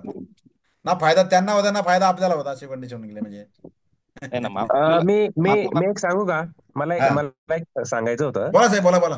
हा, मला एवढंच म्हणायचं होतं. बघा, आधी पाण्याचं दुर्भिक्ष नसायचं, प्रत्येक गावाला मुबलक पाणी असायचं, गरजा हा कमी होत्या. तर बरोबर आहे. तेव्हा दूरदृष्टिकोन नव्हता, सगळ्या गोष्टी जशाच तशा पडलेल्या होत्या, किंवा असं म्हणू आपण की निसर्गाने ते शाबूत ठेवलेल्या होत्या. मग बिलकुल. आपल्याला आता पाण्याचं जेव्हा गरज भासायला लागली, आपण पाणी वाया घालतो सगळे मिळून, म्हणजे कोणी वैयक्तिक आहे बोलत नाही मी, सगळे नाही मिळून. नाही. तर आपल्याला तेव्हा पाण्याची किंमत कळते, आणि आपण आता काय म्हणतोय की आमच्या हिस्स्याचं एवढं आहे. आता गोष्ट कशी आहे सांगू का? सरदार हा सरोवर प्रकल्प आहे, त्याची उंची वाढू देत नव्हते, पण ते पाणी हा वाहून जात होतं. तर तेच बरोबर. पाणी गुजरातमध्ये सगळीकडे पसरलं आता, बरोबर? म्हणजे साहेब त्या पाण्याचा पाचशे उपयोग. बत्तीस किलोमीटर आहे हा गुजरातचा हा, तर नर्मदाचा, त्या 532 किलोमीटर, आणि 7 नद्यांना क्रॉस करून जातो तो कॅनल, 7 नद्यांना सर डायरेक्ट तो जो तो जो राजस्थान. राजस्थानचे भगीरथ येस. म्हटले जातं ना, इंदिरा गांधी कॅनल आहे जो सतलज नदीवरनं राजस्थानमध्ये, तो त्या कॅनलला कॅनल जोडलेला आहे. येस. आणि तुमचं साबरमती काय म्हणजे साबरमतीला कनेक्टेड आहे. बरोबर बरोबर. तर मला काय म्हणायचं होतं की तो 9 टीएमसी आपल्या हक्काचा आहे का 30 टीएमसी आहे? हे हा पण त्यापेक्षाही जास्त महत्वाचं हे आहे की आपल्याला या प्रोजेक्ट करता सगळ्यांनी मिळून की बिलकुल लवकरात बिलकुल. लवकर पाठपुरावा घेऊन ते पाणी अडवलं गेलं पाहिजे.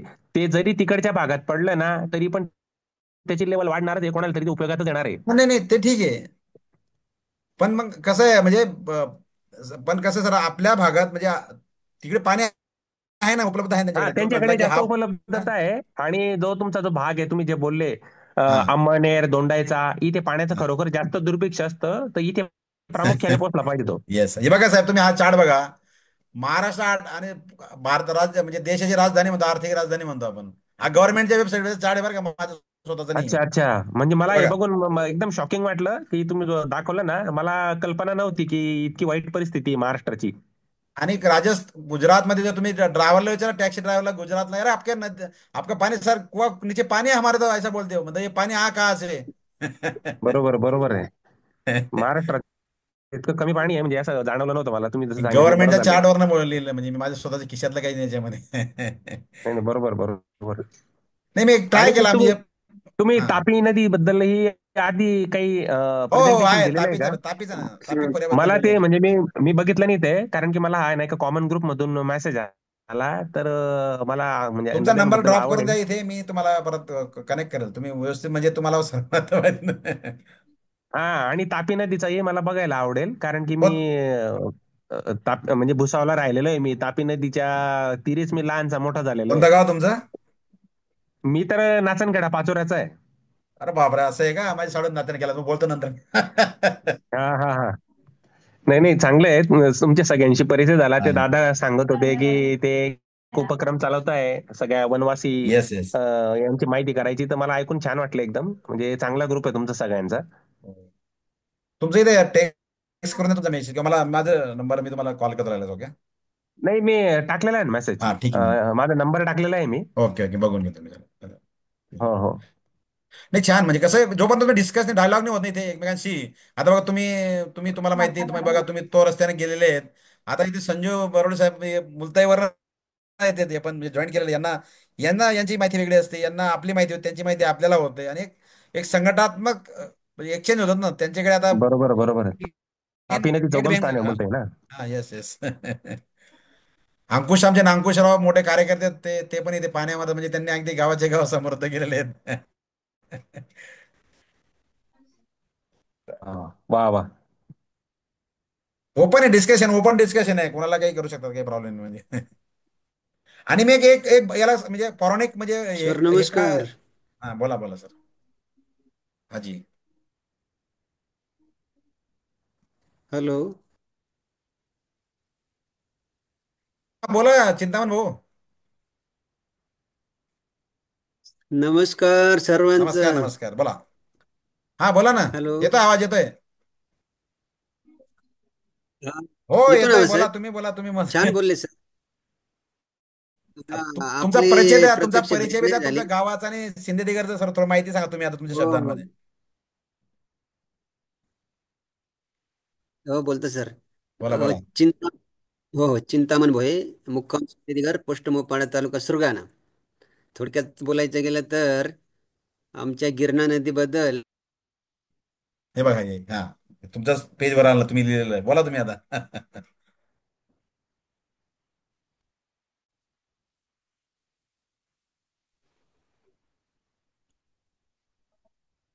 जाऊ दे, थांब पण. बोला बोला बोला बोला. चिंतामण भाऊ, बोला ना. हा, नेट हा नेटवर्क प्रॉब्लेम आहे सर. बोलतोच म्हटलं. हा. छान बोलले सर. आपली काय प्रत्यक्ष भेट नाही झाली, परंतु माहिती ऐकून नामदेव. चांगलं वाटलं सर. चिंतामण चिंतामण भोय बोलतो. हा, नामदेवनी मला कळवलं. हो हो, मी येईन ना, मी परत येईन तिथे, मी भेटेल तुम्हाला, तुम्ही टेन्शन न घ्या, मी येईल परत. हो हो, चालेल चालेल. सर, सांगायला गेले ना तर कसं वर्षाचे जे काही 12 महिने असतात. हा हा. 12 महिने 4 महिने जवळजवळ आपले पावसाळा असतो. हो हो. पावसाळ्यापैकी जर 4 महिने सांगितले ना, तर तिथं बऱ्यापैकी पाऊस पडतो सर. बरोबर आहे. हो. म्हणजे तर डिस्टन्स घेतलं ना, आमच्या म्हणजे जो आमचा गावाचा परिसर समजा 7-8 किलोमीटर समजा. सर्कल. त्या डोंगराच्या मागे घ्या, हो पुढे हो. घ्या समजा. हा, तर जो 4 महिने आहे ना सर, पूर्ण जे धुकं असतं ना, त्या हा. धुक्यामध्ये पूर्ण जो परिसर असतो तो हो हो, विलीन करेक्ट झालेला करेक्ट. असतो. हा, म्हणजे एक पावसाचे जे माहेर घर सांगितलं तरी हरकत नाही. म्हणजे एक असं हा वैशिष्ट्य आहे सर, की पाऊस जर एकदा चालू झाला ना हा जून मध्ये, तर आम्हाला म्हणजे ते 4 महिने खूप हो हालाकीचे हो हो जात हो. आहेत. हा, बरोबर आहे, कारण की एवढा जर पाऊस असं म्हणतो हा. एकदम म्हणजे पाऊस उघडतच नाही. आणि जर आमच्या गावात, हा, आमच्या गावामध्ये जर समजा आज समुद्र सपाटीपासून ते सर तुम्ही खाली 500 बघितलं की 500 ते 600 मिळत डोंगराळ भाग आहे आणि आमचं गाव हो उंचावर आहे. पण आमच्या इथं म्हणजे आज पण ते पूर्ण हिरवं गाव आहे सर. हो हो. हिरवं गाव म्हणजे जवळजवळ तेच म्हणजे आज ते स्वर्गीय मोतीरामजी गावित साहेब होते. हा हा त्यांनी जवळ आमच्या गावामध्ये एक पाण्याचं महत्त्व म्हणून हा हा. त्यांनी जवळजवळ एक छोटे मोठे जवळजवळ 22 धरणं बांधलेले आहेत सर वा रे वा, आमच्या खूप गावामध्ये. वा. हा, छोटे बांध. आणि त्याच्यामुळं हं. त्याच्यामुळं जो उन्हाळाभर पाणी असतं. काय ना, तुमचा बाग तर खूप सुंदर आहे. मी तर तेव्हा ऑक्टोबर झालो त्यामुळे मला जास्त हिरवं दिसलं, पण अजून मी परत माझी 3 फेऱ्या येतील, म्हणजे म्हणजे आता परत येईन आणि नंतर उन्हाळ्यात पण येईन, मे मध्ये पण येईल पावसाच्या अगोदर. अच्छा, म्हणजे त्याचा नेट येत नाही. चला, कोणाला बोलायचं बोला सर. नमस्कार अंकुशराव. सर, बोलू का? हा बोला हा बोला बोला सुनीता ताई. नमस्कार. हा, मी सुनीता महाजन मॅडम. मी बऱ्याच वेबिनारला उपस्थित असते आणि माझा म्हणजे इंटरेस्टेड विषय पण आहे हा. तर मला हे सांगायचं आहे की आता तुम्ही जो प्रोजेक्ट वगैरे सांगितला तर तो पूर्ण गव्हर्नमेंटच्या अंडर आहे. पण आत्ता जे बोलले सुरगणा गावचे भोये. बर हा, बर बर हा. हा, तर त्यांनी जे सांगितलं की त्यांचं गाव हिरवगार आहे आणि मी त्याच्या हो, आधी मी तोच विचार करत होती की ह्या विषयावर आपण बोलू. तर मी आता बरोबर. नुकतीच 1 आणि 2 तारखेला बारीपाड्याला आम्ही भेट देऊन आलो. तर तिथला म्हणजे तिथे त्यांनी जे सूत्र अवलंबिलं आहे तेच आपण इथे पण ठिकठिकाणी त्याचा उपयोग करू शकतो की छोटे छोटे बांध घालून ते जे हा. पाणी आहे ते अडवलेलं आहे आणि वर्षभर त्याच्यामध्ये पाणी राहील, हो हो. नदीला पाणी राहील बारमाही.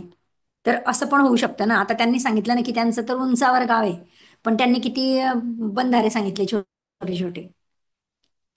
तर असे आपण डोंगर उतारावरती बांध घालून किंवा नदीच्या पात्रात पण बांध घालून जे पाणी आहे ते अडवू शकतो आणि आपला जो परिसर आहे तो हिरवागार करू शकतो. पण हे फक्त गावकऱ्यांनीच मनावर घ्यावं लागेल ये मग सर. आता चैत्राम पवार सरांनी जसं की तुम्ही बारीपाडा जाऊन आला ना आता मग चैत्राम पवार हो, साहेबांनी जसं मनावर घेतलं आणि त्यांनी एवढं तसं प्रत्येक गावाने गेलं तर प्रश्न येते ना. मी दोन्ही बाजू आहेत ना, मी ते आम्ही जे मी माझ्या दोन्ही बाजू आहेत. एक तर एक बाजू केली दुसरी बाजू केली असं चालणार नाही. त्यासाठी जनजागृतीच खूप हा. महत्वाची आहे. कारण की म्हणजे ते जी म्हण आहे ती खोटी नाही आहे की जो न जे करी गाव ते गावकरी जे न करी राव ते करी. बरोबर आहे. गावकरी ते शिव म्हणजे काय तर ते गावकरी गावकरी करीन असं ते. नाही आहे, बरोबर आहे तुमचं म्हणणं, पण दोन्ही बाजू तुम्हाला एक तर हा एक आहेच, म्हणजे कारण की कसं आहे, आजची परिस्थिती तुम्ही पण आता शासनाचं पण व्हायलाच पाहिजे, त्याच्याबद्दल वादच हा. नाहीये. पण जनजागृती पण तेवढीच व्हायला पाहिजे की लोकांनी पण शासनाकडे आग्रह धरला पाहिजे आणि स्वतःही त्यांनी काहीतरी करण्याची हिंमत दाखवली पाहिजे. बरोबर आहे. म्हणजे मग शासन पण मदतीला येतं असं. हं. कारण तिथे तेच केलेलं आहे, त्यांनी आधी करून दाखवलं आणि मग शासन त्यांच्या मदतीला आलं स्वतःहून. हो बरोबर आहे सर. फक्त सारखे लोक प्रत्येक गावामध्ये पाहिजे मग असं आहेत आहे. ना, चैत्राम पवार सर आहेत, राडेगण शिंदे अण्णांचं गाव तुम्ही जर गेले असाल किती समृद्ध आहे ते पान हो ना, हो ना. डोंगरावर होतं ते, पण आहे ना, म्हणजे म्हणजे नुसतं हेच आहे, म्हणजे दोन्ही बाजू आहे, म्हणजे नाण्याचे ते लिहिलं म्हणजे पाहिजे की बा दोन्ही बाजू तुम्हाला काम करा. असं नाही की फक्त नदीनं पाणी हो, वाहतं म्हणून हो. नाही, त्याच्या बाजूच्या पण गावांना त्यांनी समृद्ध आणावं लागेल, पाणी तिथे साठवावं लागेल असं ते. खूप सुंदर माहिती सांगितली सर. हा. एक छोटा उगम प्रयत्न होता माझा, एक त्याला सांस्कृतिक म्हणजे उगम पौराणिक स्थानाबद्दल मी ऐकलेलं होतं पण छान म्हणजे ते ऐकून खूपच समाधान वाटलं आणि तिथे जाण्याची उत्सुकता पण निर्माण झाली आता की ते जाऊन बघितलंच पाहिजे. मी तर सर्वांना विनंती केलेली आहे, आता जे नामदेव भाऊ आहेत आपले, हा ना, आपले जाऊ चिंतामण भाऊ तिथे. आहेत, खूप सुंदर गाव आहे ते लोक, खूप सुंदर आहे. म्हणजे मी मी तिथे मला माहिती नव्हतं, मी मला म्हणजे मला साक्षात्कार झाला समजा जाण्याचा एक प्रकार तिथे. आणि नवरात्रीच्या पहिल्या दिवशीच मी तिथे गेलो होतो यावर्षी. अच्छा. हा. हम्म. मी पुण्यात असतो. जळगावहून किती वेळ लागेल सर तिथे जायला? जळगाववरनं मी तिथे दाखवलं ना, म्हणजे गिरणार म्हणजे 5-6 तास, कारने 4 तास, 4 ते 5 तास मॅक्सिमम. अच्छा, अच्छा. सप्तशृंगी पासून 50-60 किलोमीटर धरून घ्या तुम्ही. पण एकदा भेट द्यायला पाहिजे, ज्यांनी जे खानदेशमध्ये जे गिरणाच्या काठे म्हणा किंवा नाही भेटायलाच पाहिजे. आणि खूप झाला मोठी पाहिजे. मोठी पवित्र आपण म्हणतो की ते मंदिरं तुम्ही सांगितली ना ते बरोबर आहे अगदी.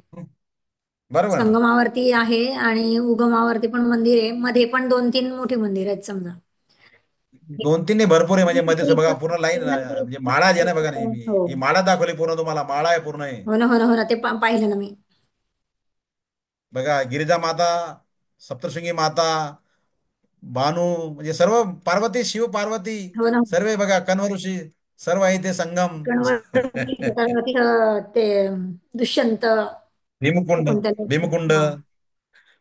अंजनी नदी जिथे एक चक्रगाव एरंडोचं पहिलं नाव, हो, तिथे हो, हो. साक्षात आपले म्हणजे राहिलेले आहेत तिथे पांडव पांडव. अज्ञातवास असताना. हा, मग एक मी माळा जे म्हणजे पूर्ण आहे.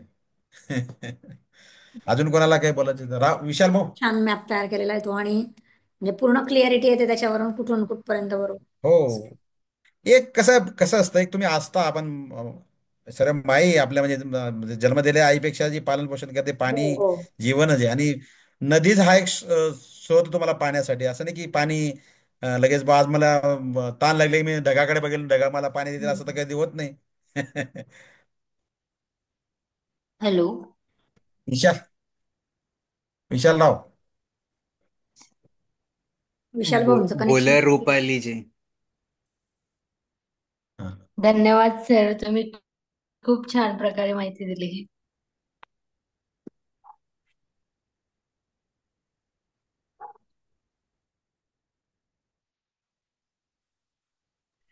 राजू नावाने कोण जॉईन आहे? आपण पण अनम्यूट करून बोला.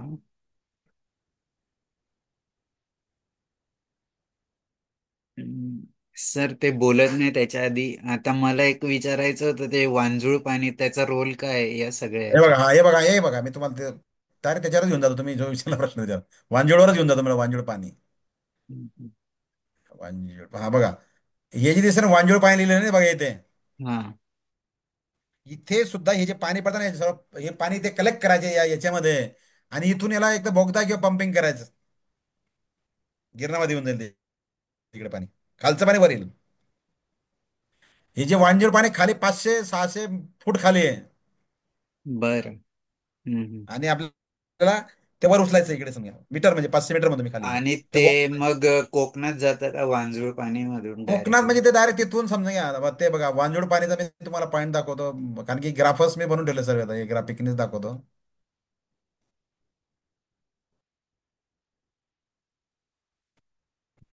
मला कोकणात म्हणजे जो दीव, दमण आणि सिल्वासाचा जो भाग आहे ना, हा, ते जे कोकण खोरं आहे म्हणणं, ना, कोकण म्हणतात तिकडे त्याला, जातं ते. आता गुजरात, कोकण ऍक्च्युली कोकण. तो कोकणासारखाच भाग आहे, पण कोकण समततीत आहे आणि गुजरातचा भाग चालू हा, होतो.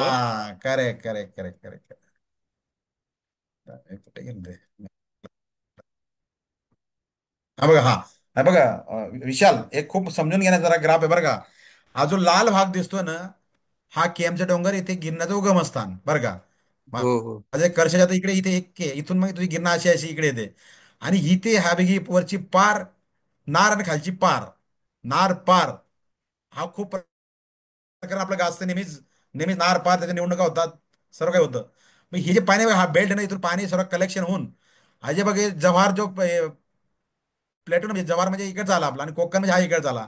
हे पाणी सर्व वाहून पुढे अरबी समुद्रात जातं. म्हणजे वास्तविक त्यांचा भाग जास्त आहे, गुजरातचा याच्यामध्ये जास्त पर्सेंट आहे, आपलं 40 आहे, त्यांचं 60% आहे या नारपारच्या खोऱ्यामध्ये बरं का. जर तुम्ही काही नाही केलं तर हे पाणी गुजरातमध्ये जातं येते, आणि मग त्यांची मर्जी येते कुठे घेऊन जाईल, त्यांची मर्जी येते. बरं, कच्छला घेऊन जा का कुठे अहमदाबाद घेऊन जा, कुठे कुठे घेऊन जाऊ ते बरं का. पण त्याच्यातला काही भाग आपला म्हणजे की काही भाग आपल्याला तर घ्या बाबा, एक बादलीभर पाणी आहे. आम्हाला चार चार ग्लास तांबे, आम्हाला 4 तांबे तुम्ही घ्या बरं का. हे तर बाय नॅचरल त्यांना पाणी जातच आहे, प्रश्नच येत नाही. पण सर माझा एक प्रश्न आहे की हा, आता आपल्याला तर सर्वात महत्वाचं आहे की समुद्र, म्हणजे हा, एक माणसाचा स्वार्थ या दृष्टीतून आपण बघतोय की आम्हाला पाहिजे, पण त्या बरोबर आहे. समुद्राला पण पाणी पाहिजे ना. हो हो, आहे शेवटी ना, मी कसं त्यात. आहे की येस येस. शेवटी कसं आहे की हे सगळं म्हणजे त्याची जी दुसरी बाजू आहे ती पण बघितली पाहिजे, की हे बघ याच्या नारपारचे इथं जेवढे पण तिघ प्रकल्प तुम्ही दाखवले त्यातनं एक तोटा सर्वात मोठा होणार आहे की समुद्राकडे पाणीच जाणार नाही. आणि आता बरोबर बरोबर. आपल्या तापीच्याच वेबिनार मध्ये जेव्हा हम्म, सुरतची लोक बोलतात तर ते सुरतच्या इथं समुद्रापर्यंत पाणीच पोचत नाही, जे नॅचरली पोचायला पाहिजे. मग त्याच्यासाठी बरोबर. हे सगळे घटक कारणीभूत आहे, जे रिव्हर फ्रंट डेव्हलपमेंट सारखे प्रोजेक्ट्स. हम्म. तर मग माझ्या मनात आहे की आपण खरंच त्याच्यापर्यंत थांबवणं हे खूप चुकीचं आहे, निसर्गाच्या विरुद्ध आहे. कारण मला काय पाहिजे याच्यापेक्षा निसर्गाला काय पाहिजे हे खूप महत्वाचं आहे, एक मानव म्हणून. बिलकुल बिलकुल. जसं की तर मग तो एक मेजर पॉइंट आपण कन्सिडर केला पाहिजे, की हे स्टेट ते स्टेट त्यापेक्षाही महत्वाचं आहे की निसर्गाला काय पाहिजे. आणि निसर्गालाच नाही मिळालं, कारण इवन आपल्या ठाकूरजींनी पण आपल्या राष्ट्रगीतात ऑलरेडी 75 वर्षापूर्वी लिहून ठेवलंय की हम्म. भारत का भाग्यविधाता कोण आहे. तर त्यांनी त्याच्यात वर्णन भारत. केलंय की समुद्र आहे. हम्म. आणि आपणच त्याच्यावर दुर्लक्ष करतोय ऍज अ ह्युमन बिंग. मग सगळेच त्यात नागरिकापासून तर प्रशासनापर्यंत सगळेच. तर मग आपल्याला त्याच्याकडे लक्ष देणं खूप जास्त गरजेचं आहे. तर हाच प्रोजेक्ट नाही, जेवढे पण असे सगळे नदीजोड प्रकल्प होत आहेत, रिव्हर लिंकिंग प्रोजेक्ट्स आहे, त्याच्यात हा विचार कन्सिडर व्हायला पाहिजे की समुद्रापर्यंत ते नॅचरली पाणी जात आहे का. आणि दुसरं बरोबर. की जेव्हा पूर्वी सगळं जे होतं, म्हणजे जो अभ्यास आता सगळ्या मागच्या 8-10 वर्षात चाललाय, माझा स्वतःचा पण आणि इतर कॉन्फरन्समध्ये पण, तर त्याच्यात असं आढळलंय की पूर्वी सगळं मॅनेजमेंट, जसं आता मॅडमने उदाहरण दिलं, सुनीता मॅडमने, की गाव करी ते राव काय करी. तसं जे काय मॅनेजमेंट होतं पाण्याचं, हे गावकरी ग्रामसभा हे सगळं ठरवत होते. आणि प्रत्येक गावाचं स्वतःचा असा तलाव होता. आता बरोबर. मला सांगा की त्या तलावाकडे कोणी लक्ष देत नाहीये. सगळं सरकारने द्यायचं का? सगळे मोठे प्रोजेक्ट्स करून सगळं आपल्याला आयतं द्यायचं का? तर त्याच्यावर पण विचार व्हायला पाहिजे. मग जसं आपण छोट्या छोट्या माध्यमातून, छोट्या छोट्या गोष्टीतनं निसर्गाला काय पाहिजे त्या दृष्टीने पुढे जावं, असं मला वाटतं. बरोबर अ, आहे. तो पण एक बाजू बघितली पाहिजे. Yes yes. आता तुमचा शेवटचा प्रश्न ना, गावाचं जे ना गावाने ते, हम्म. आता आजच्याच अग्रवालला लेख आहे की सरपंचच पाणीदार पाहिजे गावातला, पहिली गोष्ट तर असं आहे. पाणीदार म्हणजे सरपंच जो होतो त्याने पाण्याची आस्था व्यवस्था, त्याचे नियम कायदे कानून, कारण की प्रत्येक गावामध्ये सरकार जे असतात गाव पातळीवर, आता ते सुनीतांनी पण सांगितलं, गाव पातळीवर जर तुम्ही पाणी अडवलं तुम्हाला धरणं डायव्हर्शन मारायची गरजच नाही ना. म्हणून सरपंचच पाणीदार पाहिजे पहिली गोष्ट, कारण सरपंच आता भरपूर काय असतं. आणि दुसरी गोष्ट, तुम्ही जर जीवनामध्ये ते बघा उल्लेख केला, तोटे पण आहेत ना, सागरी जीवनाला धोका आहे. पण मग ते फायदे पण तोटे पण दोन्ही जे बॅलन्सिंग करूनच त्या गोष्टींना होईल, म्हणजे होईल. कारण की जर तुमच्या समुद्रात पाणी नाही गेलं तर तिथं बायोडायव्हर्सिटीच खंडित होऊन जाईल ना. आणि दुसरी गोष्ट अजून आहे की समजून घ्या, गिरणा नदीमध्ये जर समजा गिरणामध्ये बोलतोय, जे पाणी पावसाळ्यात असतं तेव्हा तिथे जीवजंतू असतात, तिथे सूक्ष्मजीव असतात, तिथे लाखो हे असतात, त्यांचे पण ती दुर्दशा होते ना मग शेवटी. एक तर कोरडं होऊन ते वाट लागेल समुद्रामध्ये, ते खारं पाणी नाही तर जे समुद्र बिघडेल. दोन्ही गोष्टी अगदी म्हणजे धरून येत म्हणजे त्या. कारण की इथलं पण तुमचं म्हणजे पावसात जीवजंतू असतात याच्या नदीमधले, त्यांचं काय होतं मग नंतर, मग ते कुठे जातात, हाही प्रश्न पडतो दुसरा. म्हणून ह्या गोष्टी म्हणजे खूप म्हणजे जेवढं डिस्कशन करणार ना, फायदा तोटा ते बॅलन्सिंग खूप महत्वाचं आहे. आणि तिथे जाणारं पाणी म्हणजे किती अडवायला पाहिजे ते कॅल्क्युलेशननुसार व्हायला पाहिजे. असं नाही की संपूर्ण 100% पाणी अडवून टाकायचं शक्य नाही, आणि करायला नको पाहिजे तसं सुद्धा. पण एक एक एक बुवा आपण दुष्काळी भागात राहतो म्हणून आम्हाला आपलं वाटतं की यार तिकडे पाणी एवढं वाहतंय, मग आपल्याकडे काय वाहत नाही, असं एक एक डिमांड आहे म्हणजे तो एक. सर, आणि एक अजून सांगायचं होतं. आजच आमची बोला शाळेत ताई. पण चर्चा झाली. हा. जे या विषयाशी आमचे इंटरेस्टेड शिक्षक आहेत, आम्ही चर्चा करत असतो अशा विषयांवरती. तर हम्म.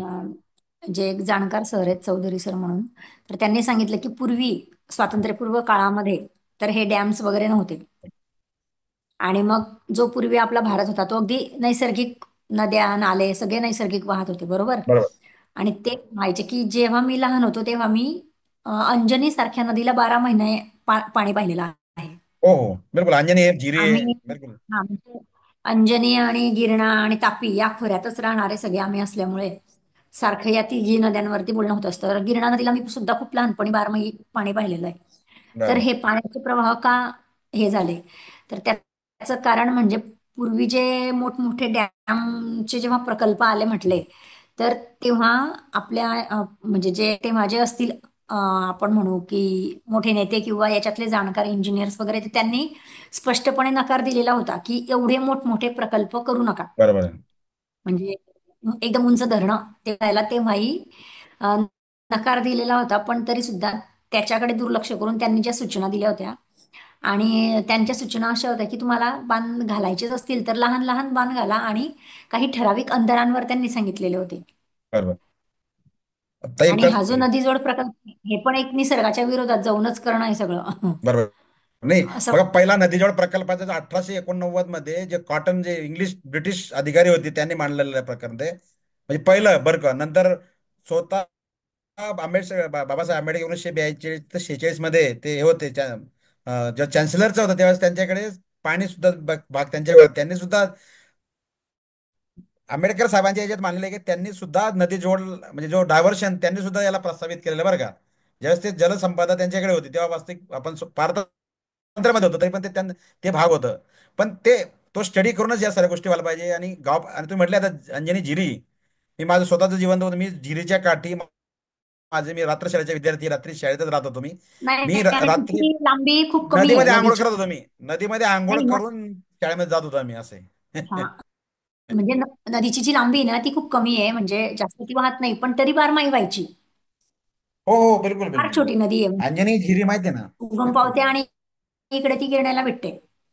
तर हो ना. खूप छोटी नदी आहे तरी ती 12 माही व्हायची. तर मग म्हणजे जे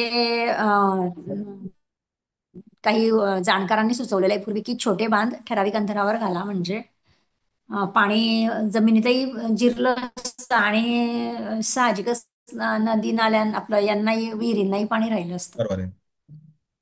हा ग्राफ मी तोच दर्शवलाय की बा पूर्वी कसं होतं ना आता कसं, बा किती अवघड परिस्थिती होऊन गेली दिवसेंदिवस. नदीमध्येच आपलं सर्व होतं ते उपजीविका आहे का, म्हणजे नदी जी म्हणजे 50-60 वर्षापूर्वी. हा, आणि आपण त्याच्यावर पण विचार झाला मग की त्याच्यामुळे काय झालं की जी नदी काठावरती जैवविविधता होती आपली हम्म. ती पूर्ण नष्ट झाली सर.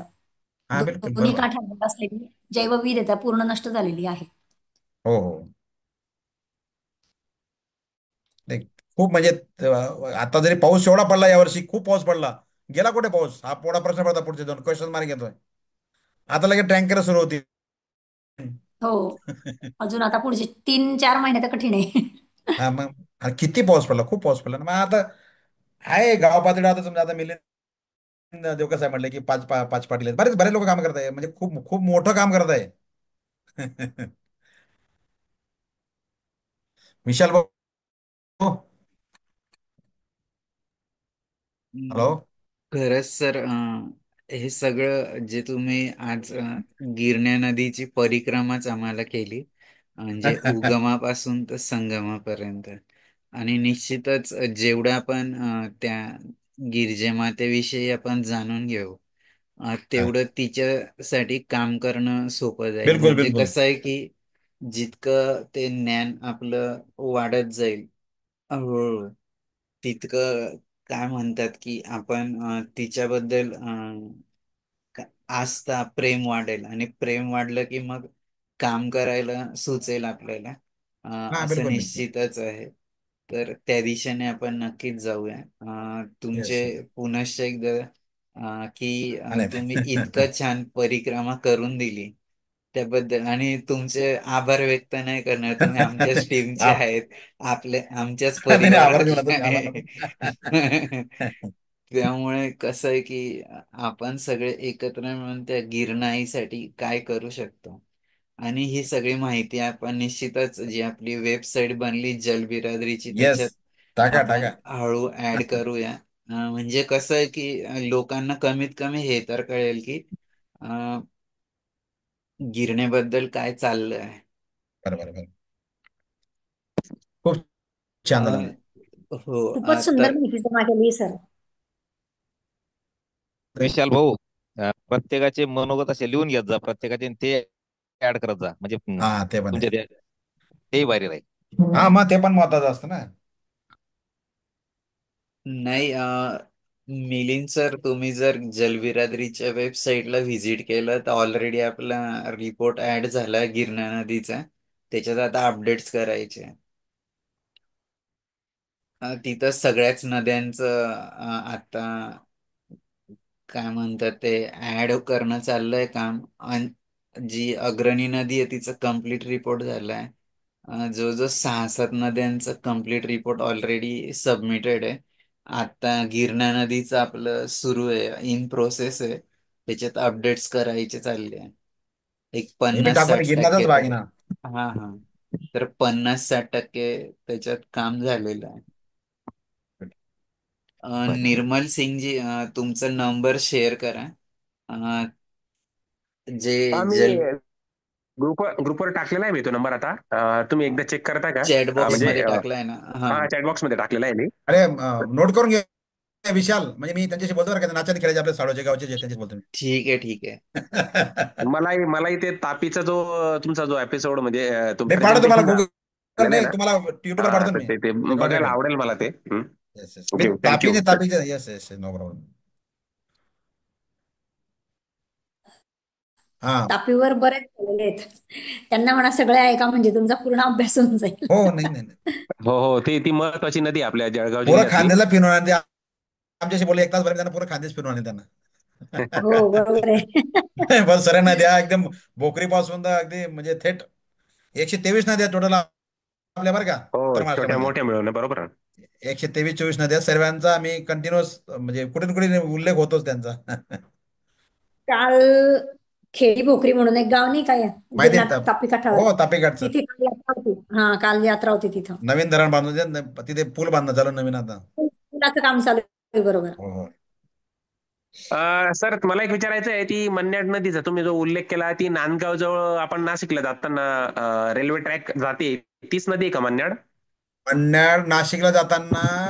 हो हो हो, नांदगाव तीच जवळ तीच तीच तीच. नांदगाव जवळ. हो हो नांदगाव जवळ, करेक्ट करेक्ट. हा, हा, बरोबर. रेल्वे रेल्वे रूटला. आहे ना ती मनेड आहेच ना, तीच नदी ना. ठीक आहे. हे बघा मी सांगतो. नांदगावच्या ती अगोदर लागते ती. कायम कायम कोरडीच असते ती नदी, तिकडे काही हा जास्त बघा, मी पावसाचं प्रमाण. त्यासाठी बघा त्याच्यासाठी तिला ओली कशी करायची बघा, तुम्हाला हे कनेक्टिव्हिटी दाखवली ना मग. जी हो हो हो, बांजेरपाडा एकचं पाणी आलेलं आहे ना, इथून फक्त 11 किलोमीटर अंतर तिचं लावून क्षेत्र आहे बरं का, हा, डोंगरगावपासून. बरोबर 11 किलोमीटर जर तुम्ही एका दमात जरी खड्डा खोदला ना, तरी ते पाणी तुमच्या मन्नाडच्या ह्याच्यात जात आहे बरं का. बरोबर बरोबर. हे बघा संपूर्ण ते लाभ क्षेत्र आहे, माणिक कुंज वगैरे हे सर्व डॅम डोम सर्व दाखवले मी याच्यामध्ये. हे बघा. आणि जर तिथून म्हणजे मी 11 किलोमीटर, फक्त 11 किलोमीटर खूप जास्त नाही होत. जर एक हा, ट्रक हा. भरमास लागले तर संध्याकाळपर्यंत खोदून टाकतील ते.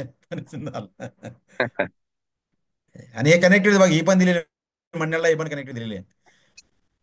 मन्यालला म्हणजे डोंगरगाव पासून कनेक्टिव्हिटी देऊ शकतो आणि हे पण देऊ शकतो. आणि मी हे सर याचे सेपरेट मिडल बेसिनचे मी ऑलरेडी सबमिट पण झाले तुमचे 40गाव तालुक्यातले राजकीय लोकांकडे सुद्धा गेलेले आहेत ते माझे रिपोर्ट्स. बरोबर. चला विशाल भाऊ.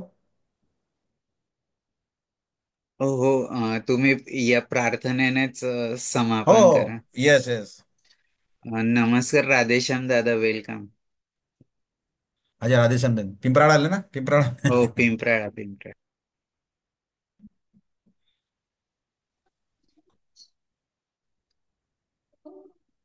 करू आहे हो, करा विशाल ना भाऊ. सर, प्रार्थनेने समापन करा. मी सुक्त पहिले मी पाण्याचे 7 प्रकार सांगितलं. हा पण शेवटचा घे, म्हणजे पहिला जे की शुद्ध पाणी म्हणजे 150 फुटाच्या वर असं पाणी पडायच्या अगोदर त्याच्यात कोणता जीवजंतू काहीच नसतो. त्याला त्याचं सुक्त आहे ये। मिलिंद बोलता ये जल आप हमारे जीवन का स्रोत है।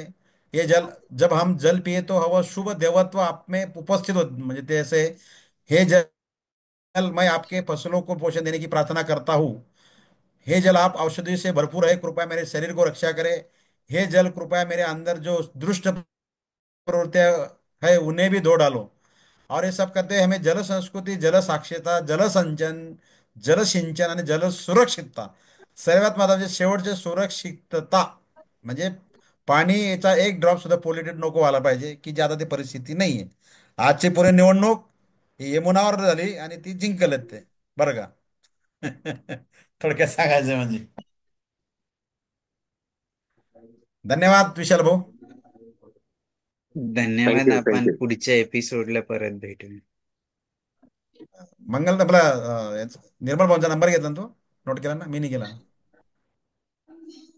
हो, केला निर्मलजी. हा नाही. तुम्हाला व्हॉट्सअपला मेसेज केलेला आहे, ग्रुपची लिंक पण पाठव. Okay okay, thank you thank you. चालेल.